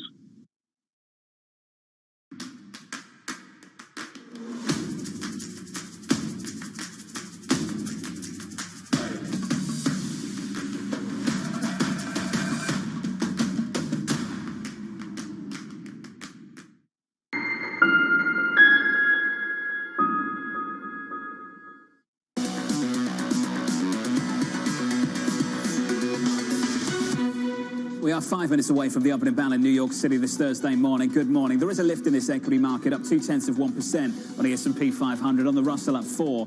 On the Nasdaq, another lift, up 86, advancing 0.5%. That's the equity picture. Here's the bond market story. Look at 2s, look at 10s, look at 30s, and focus at the front end of the curve. 2-year yields up, let's call it a basis point on 2s right now, to about 51 basis points. The focus on the front end, not just in the US, but also in the UK and in Europe as well. Matt Miskin's struggling to get a read on Governor Bailey and President Lagarde.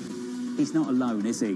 What about Chairman Powell and the next move of the Fed? We'll talk about that a whole lot more through the next couple of weeks, into the middle of December, when we get all three deciding in a space of about 24 hours. That's the price action. Here are your morning calls. We begin first up with JP Morgan upgrading Boeing to overweight, highlighting several catalysts, including the recovery in air travel and resuming deliveries of the 787 aircrafts. Next up, Evercore upgrading Hain Celestial to outperform, $48 price target, seeing an attractive buying opportunity following recent declines. And finally, UBS upgrading PayPal to a buy, expecting some of the company's new platforms to accelerate near-term growth. Coming up on the program, it's all about the margins. Macy's looking to avoid the same fate as Walmart and Target.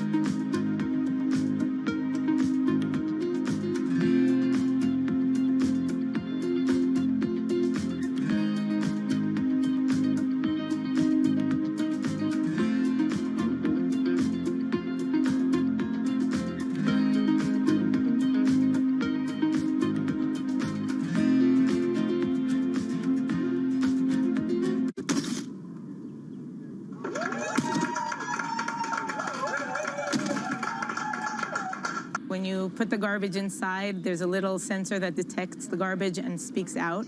And this is one of the initiatives that we have created here. We, as the residents of this neighborhood, a bunch of neighbors that have come together to try to deal with the fact that our neighborhood is dirty. We want to make a difference. We want to have a clean streets that look nice and are nice to walk in.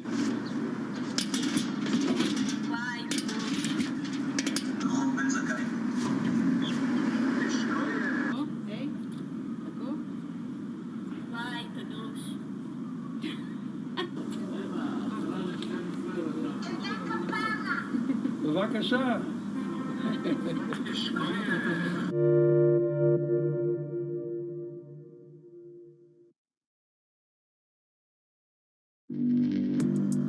Access the financial world on demand. Hear from leading economists, policymakers, and industry experts via live and on-demand webinars, only from Bloomberg. Start exploring to see what's moving the markets. Visit Bloomberg.com webinars. Mercedes-Benz is on a path towards CO2 neutral mobility. So we have flicked the switch there, and really we're going to step by step electrify everything. And what does that mean? Combustion engines get electrified. I think that it's hard to put your head around any narrative. Let's just be honest. We've had sort of a shift in, are we in some sort of stagflation fears moment? People were talking about that all day yesterday.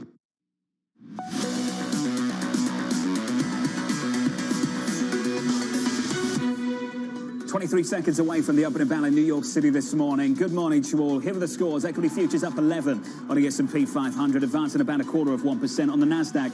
A tidy lift here. It's firmer, up 0.5%, positive 85 points on the Nasdaq 100. On the Russell, up 11, up 0.4%. That's the opening bell. Switch up the board and get to the bond market. Your 10-year yield shaping up as follows. Yields are higher by a couple of basis points now. Can we call it 2? Let's call it 2 to 160, 61 on 10s. In the FX market, Euro had a look at 112, bounces back to 113.41. It's positive on the session by 0.2%. And a turnaround in crude. A break lower over the last couple of days and now a bounce back by 0.6%, $78 and about 85 cents on WTI. Let's talk about this equity open, advancing 0.25% on the S&P. Top of the pile, information technology advancing 0.6%. Bottom of the pile, communication names. I'll get my words out. Communication names down 0.33%. Staples down about 0.25%. Utilities down about 0.2%. For the markets right now, worldwide, there's just one obsession and absolutely no consensus. We're starting to split hairs over exactly what transitory means. Transitory keeps getting longer and longer. If we're still talking about inflation being transitory, by definition, it's not transitory. Ultimately, it's going to be transitory. Some of it is definitely transitory. It's been long enough now where we've seen higher than expected, higher than consensus inflation. Peak in the quarter we are in now, early next year, and then fade. I don't think transitory is appropriate. Back with us, Vishy Tripatur, Victoria Fernandez, Matt Miskin. Vishy, something Gene Tenuso just said there. If we're still talking about it, by definition, it isn't. Do you agree? I think this word transitory has been dissected far too much, in my opinion. There are some aspects of, there are some components of the inflation, that are going to change as the supply chain constraints loosen. And there are certain other aspects of components of inflation that are going to remain stickier. I would put the owner equivalent rent in that category. I want to stay away from the use of the word transitory because that's been overused. But I think the bottom line is that we will expect to see inflation higher than what the Fed had been shooting for, about the Fed's 2% target. We'll see it higher, but over the course of next year, we'll see it, or especially in the second half of next year, the level of inflation to start coming down. Victoria, that T word is absolutely meaningless right now, isn't it? Yeah, I mean, there's no set definition as to what it means, so people can use that word to define whatever time period they're thinking of. The bottom line here is that there are components of inflation that are going to start coming down when you look at year-over-year comparisons, and that spiked because of the pandemic. And so I think we can expect to see that 3-month number really start to decline, and that's what the Fed is going to be looking for. That doesn't mean there are not longer-term components in inflation that are going to continue.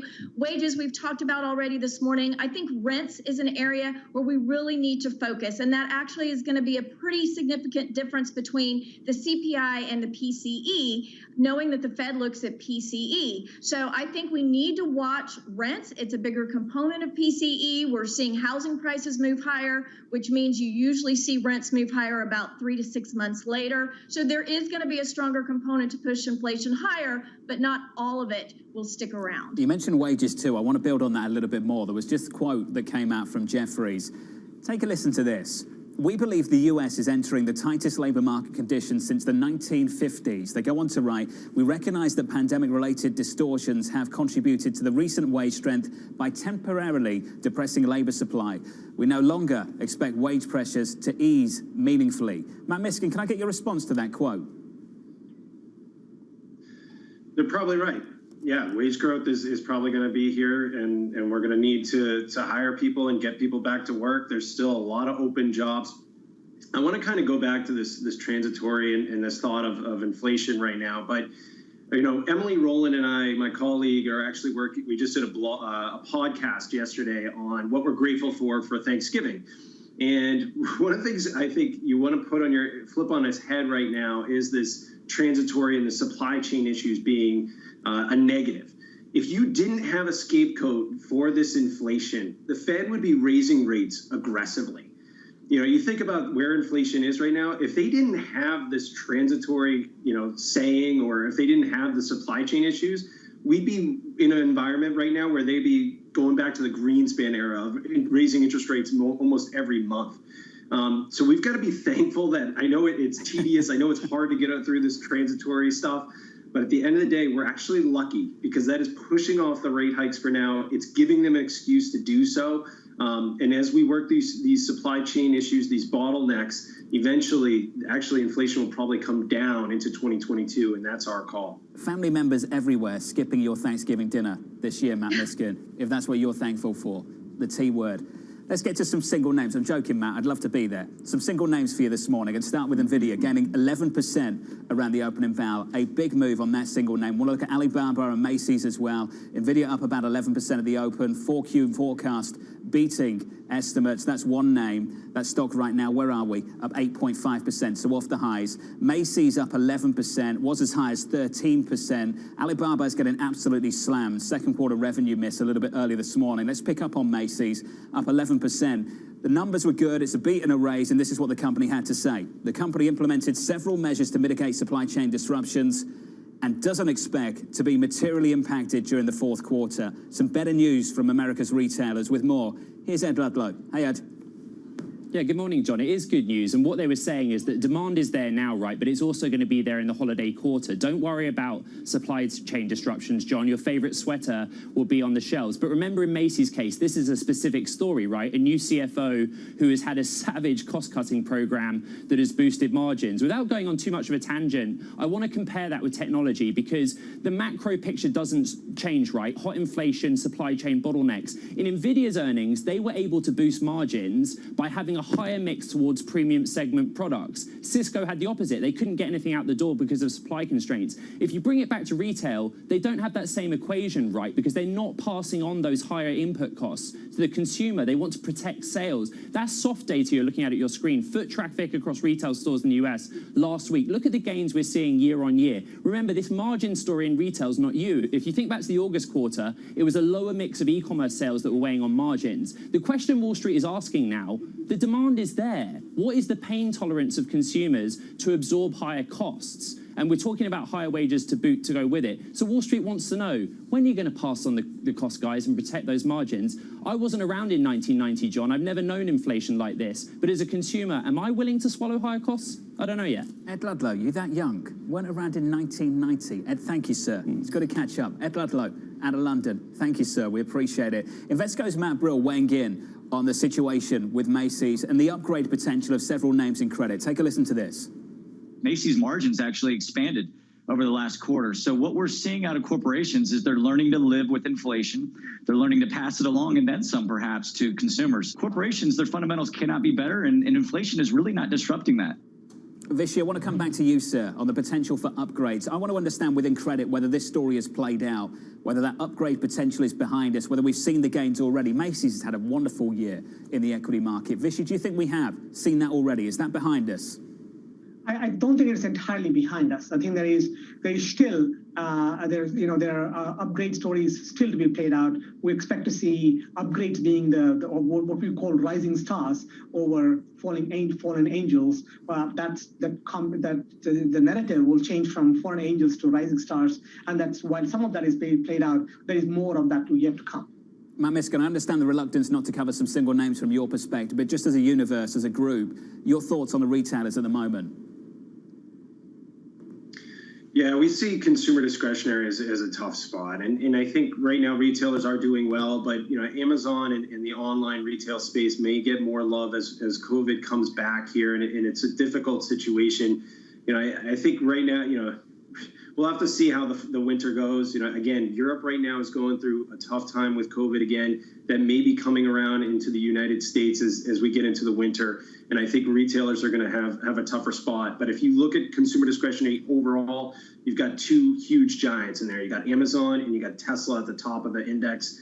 And that's where we're seeing actually going to be driving performance. You got specialty retailer like Home Depot, things like that. They're going to probably do okay. But broad-based, we would be hesitant on the space. We had the CFO of Target on yesterday, and you just got a sense, Victoria, there's a worry now about competitiveness. Even if the consumer price tolerance exists, there's a reluctance to pass it on too much, and that prices aren't keeping up with costs anymore in quite the same way. Have you picked up on a similar theme at the moment, Victoria? Absolutely. We heard it from the Target CFO. We also heard it from the Walmart CEO, both of them talking about how they didn't want to pass along all of their input price increase onto the consumer because they're there for the consumer to pay lower prices. So I think you're going to see that competitiveness. There are some things that they're doing. I mean, you look at Macy's, they said online sales were up, I think, 39% or something from 2 years ago. And they're looking to split their online business just like Saks did. So I think companies are looking at ways that they can kind of divvy up their business for those online shoppers. They can be more competitive in certain areas than others. And I think we're going to continue to see that going, along with seeing partnerships.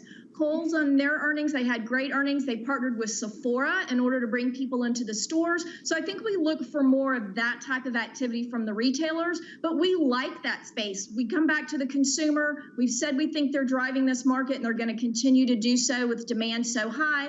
And so we think it's a good space to have in your portfolio. Just on the margin story, though, exclusively, specifically, Victoria, we seem to be coming into every quarter asking the same question, and we just about get by. In fact, over the year, we've done more than that. Earnings have been terrific. Margins have really held up. But every quarter will be another stress test for that story. Q4 this year, Q1 next year, potentially Q2 and beyond. Do you get the sense, do you have the confidence they can completely keep repeating the act? I don't think they're going to repeat what we've seen over the last couple of quarters, Jonathan. I mean, we had amazing margins. You had 13, 14% margins. Is that going to come down some? Yes, I think it is. But I think comparing it to historical levels, it's still going to be pretty strong margins at this point in time. I think these companies with scale have the ability to reduce their input cost as we go through some of the supply chain efforts. You see Walmart, getting their own carriers to bring goods over. They've changed the way that they do trucking in order to get things sooner to the stores. They're going to use their scale in order to lower their input costs and try to keep those margins up as best as possible, but I don't think we're going to see them at the same levels as the last 2 quarters. Macy's up 13%, about 11 minutes into the session. Victoria Fernandez, Vichy Tripateur, thank you. Matt Miskin, I'm thankful for you, sir. Thankful for you. Not for the word transitory. Anyway, happy Thanksgiving to you, sir, if we don't catch up soon. Equities up about 0.2% on the S&P. The Nasdaq up 0.25%. Coming up, we're counting down to the next Fed chair. Continuity is very important. I think he's done a great job, and in my opinion, I think he's earned the right given how he's been able to navigate through this pandemic. So I still think that he will get it, and it'll reduce some of the uncertainty. And if Brainerd gets the vice chair job, I think that that's a win-win. That conversation up next. This is Bloomberg.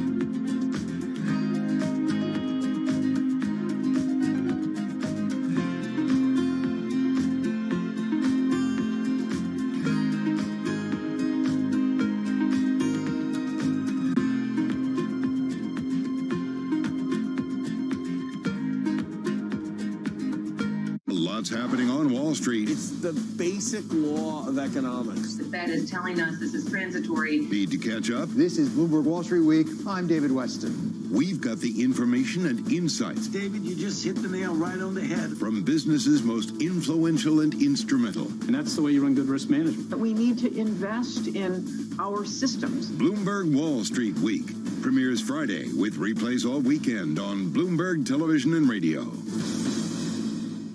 There's a pretty good chance that you use products made by Meta every single day. If you've never heard of Meta, that's because it's the new name for Facebook Inc., the parent company of Facebook, Instagram, and WhatsApp. All right, perfect. In a spiffy presentation on Thursday, Mark Zuckerberg showed off his vision for what he's dubbing the metaverse. That's a sort of mix of augmented and virtual reality worlds which will let the user explore virtual ecosystems. Much of what he showed isn't yet available. It's really his vision. In that sense, it was more like the sort of presentation Elon Musk does, where he looks at what he hopes might happen one day, than what Steve Jobs does, or Steve Jobs did, which is showing off products he already has available. He also, in the course of it, announced a name to Meta. The company will be called Meta from now on. Our mission remains the same. It's still about bringing people together. That's an effort partly to show the vision for the future, but also a way of casting adrift some of the toxicity associated with Facebook. But if this new company is going to be a success, or the new company vision is going to be a success, he will still have to deal with a lot of the same challenges that Facebook has faced. Concerns about privacy, content management, those are going to be just as pertinent, if not more so, in the metaverse as they are right now on Facebook's existing apps. People are talking about Bloomberg surveillance. There's some guy out on Twitter who says, I look like I'm 101. I know, I noticed that. Do you think I need a lift? Is it time What did he say about me? What did that particular gentleman say about... Let's have a look. One of them is near 101 years of age. Which one would that be? The other has an ego in the orbit of Mars. Who's that? I have no idea. Mrs. Lisa, the only chance to productive conversation. It's a fairly accurate summary of this show, isn't it, Tom? The eyes, or should I do the whole thing?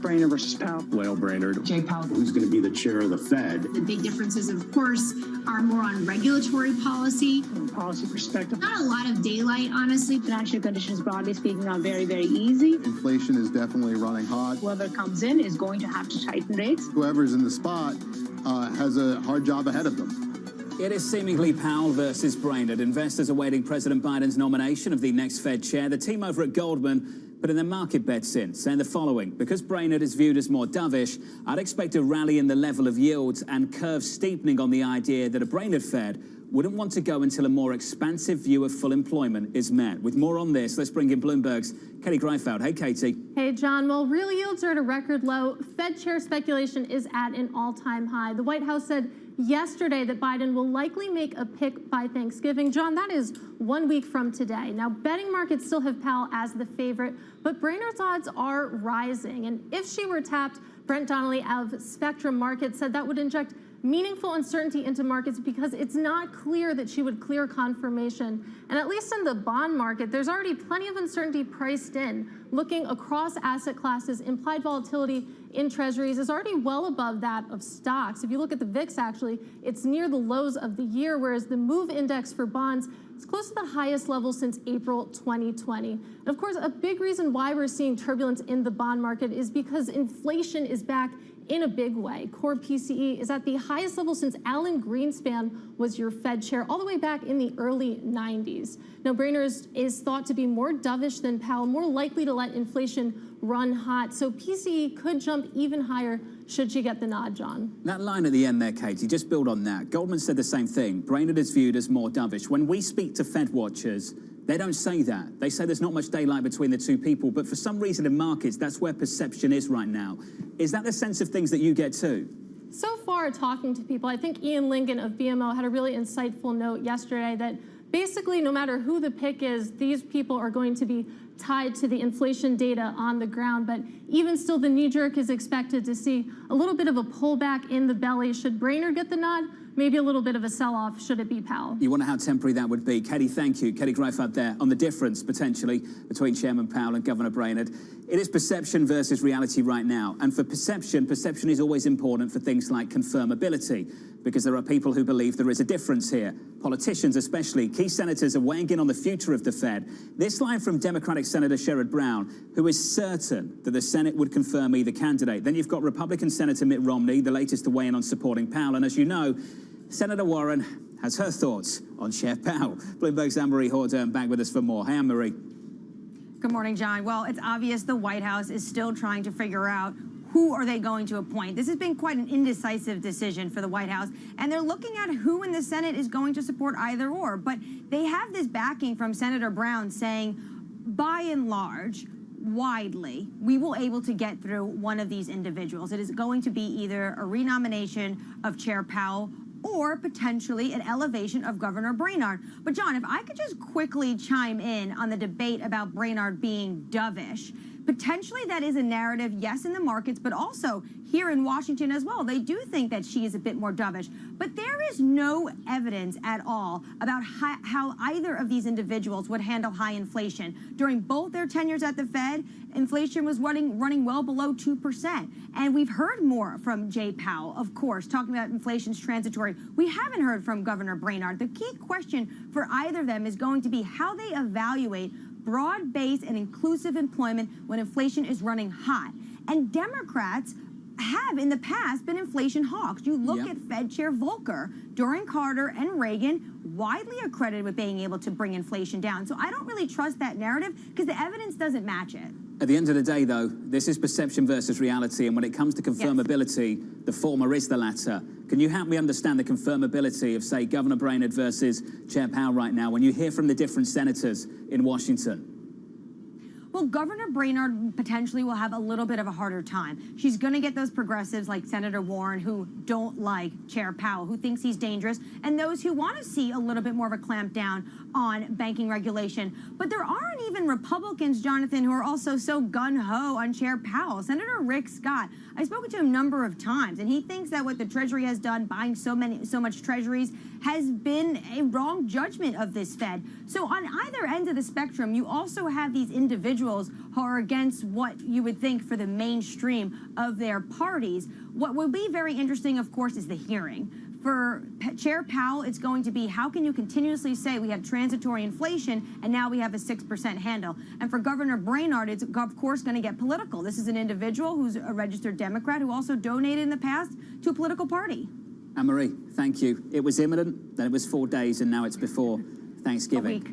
Maybe a week away. Anne-Marie, thank you. Down in D.C., we appreciate it. Your equity market up 0.2% on the S&P. Let's lift the lid on the index, get you some sector breakdown. Here's Kriti Gupta. Well, good morning, John. Green on screen on the benchmark level, even though 9 out of the 11 sectors are in the red. Your laggard is energy this morning. Your leader is information technology, thanks to those chip makers. NVIDIA is the big mover, results showing a strong outlook coming amid a backdrop of concern that the industry wouldn't be able to meet the demand. But for NVIDIA, it's all thanks to an expansion into the data center chips, the kind that Facebook is going to need for the metaverse, something powering AMD shares as well. And you can see on the chart in front of you, year to date, chip makers have had a pretty good rally. The latest leg up coming for the EV boom. After the close, though, we do have Intel and Applied Materials reporting as well. We'll see if it's a NVIDIA story or a broader sector story, John. Kriti, thank you. Kriti Gupta with the sector breakdown. Here's the bond market breakdown. 2's unchanged at about 50 basis points. On 10s, yields higher to about 160. On 30s, yields higher by a couple of basis points to almost 2% at 199. Coming up on the program, I'll get you your trading diary and a ton of Fed speak still ahead. From New York, this is Bloomberg.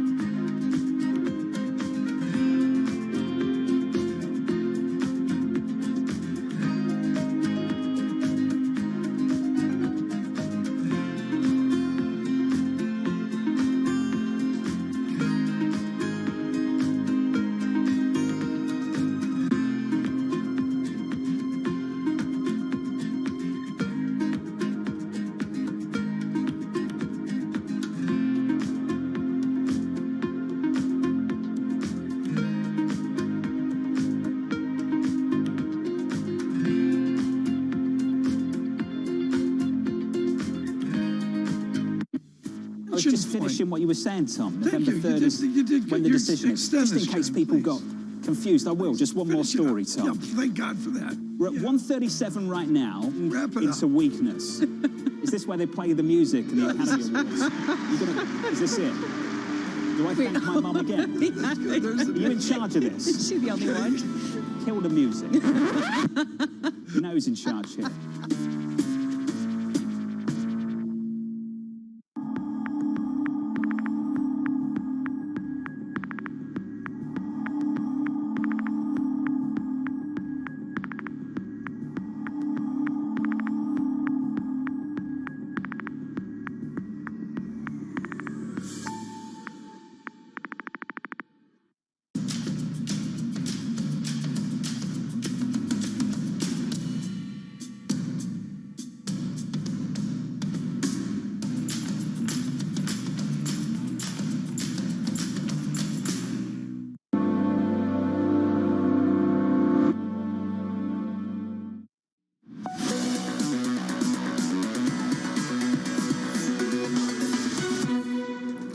Live from New York City, about 25 minutes into the session, your equity market is positive by 0.1% on the S&P. On the Russell this morning, negative by almost 0.1%. Right now on the NASDAQ 100 positive 25. We're advancing about 0.1% as well. Not much going on here in the equity market. At a single name level, tons going on. The likes of Macy's, a big mover to the upside. Alibaba, a big mover to the downside. In the bond market, yields unchanged on 2s at about 50 basis points. On 10s, advancing a basis point to in and around 160 at 159.92. The focus, of course, on the next Fed chair. Then on from there, December 15th, middle of December, a Wednesday, when we get a Federal Reserve decision. Then after that, you'll hear from the ECB and the Bank of England. Governor Bailey seemingly teeing up a rate hike at the Bank of England, and the ECB President Christine Lagarde seemingly pushing the other way. Do we get some central bank divergence within G10 that could set up some interesting FX plays through next year at a time where the dollar index is in at around 95, 96 still? That's the bond market story. Here's the story for the day ahead and into the weekend, your trading diary. There is a ton of Fed speak. Bostic, Williams, Evans, Daly, all on the agenda. The President of the United States, President Biden, meeting with Canada's Prime Minister and Mexico's President a little bit later this afternoon. You'll hear from the Fed's Waller and the Fed's Vice Chair, Rich Clarida, on Friday. We have not heard from the Vice Chair in quite a while, and Vice Chair Rich Clarida right now not even talked about. And as you know, for this market, he's been a guiding light for many of you, I know, when Chairman Powell had some difficulty with communication. All eyes on the White House, of course, going into the weekend. Will we get a decision on the Fed chair? From New York City, thank you for choosing Bloomberg TV. For our audience worldwide, this was the countdown to the open. This is Bloomberg.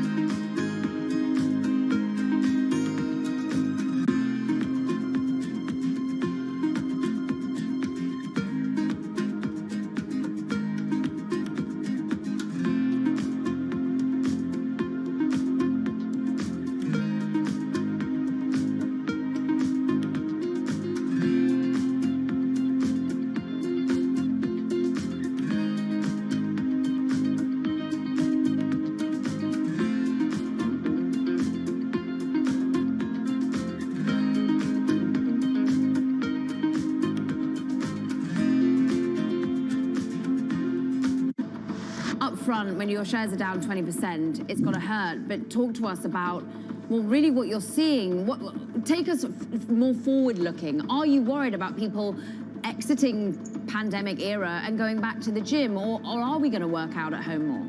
Well, that's actually the advantage that Beachbody has is we have never been a direct competitor with the gym. In fact, what we rely on is our ability to influence the 150 million people in North America specifically who are overweight or obese and haven't made that choice yet. Our job is to influence them with great content and this combination of what we call the total solution: fitness, nutrition, and community, so that they can tap into this incredibly cost-effective solution that is entertaining and engaging right at home so that they get results. That's our job, is to help the new person engage in healthy lifestyles.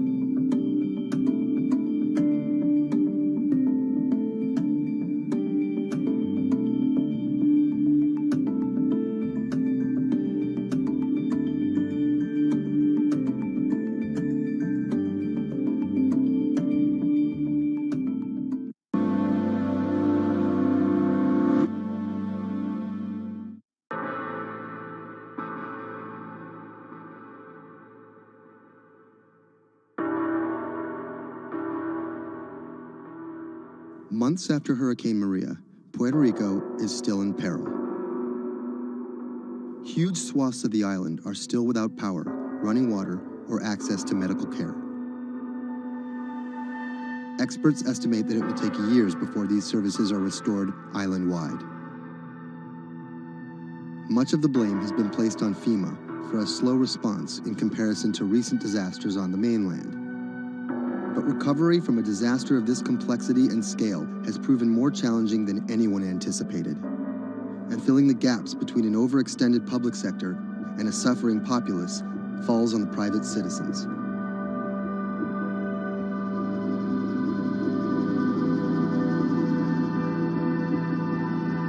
Robert Anderson is a Puerto Rico resident of 4 years. The eye of the storm came in south of El Yunque, swept up towards San Juan, and out to Arecibo. Everything on the right-hand side is what we call the dirty side of the storm. This isn't his first time in a disaster zone. With a military and telecom background, Anderson worked on repairing damaged cell phone towers in New Orleans after Hurricane Katrina. Some might be tempted to label him a disaster capitalist, seeking lucrative government contracts for his expertise.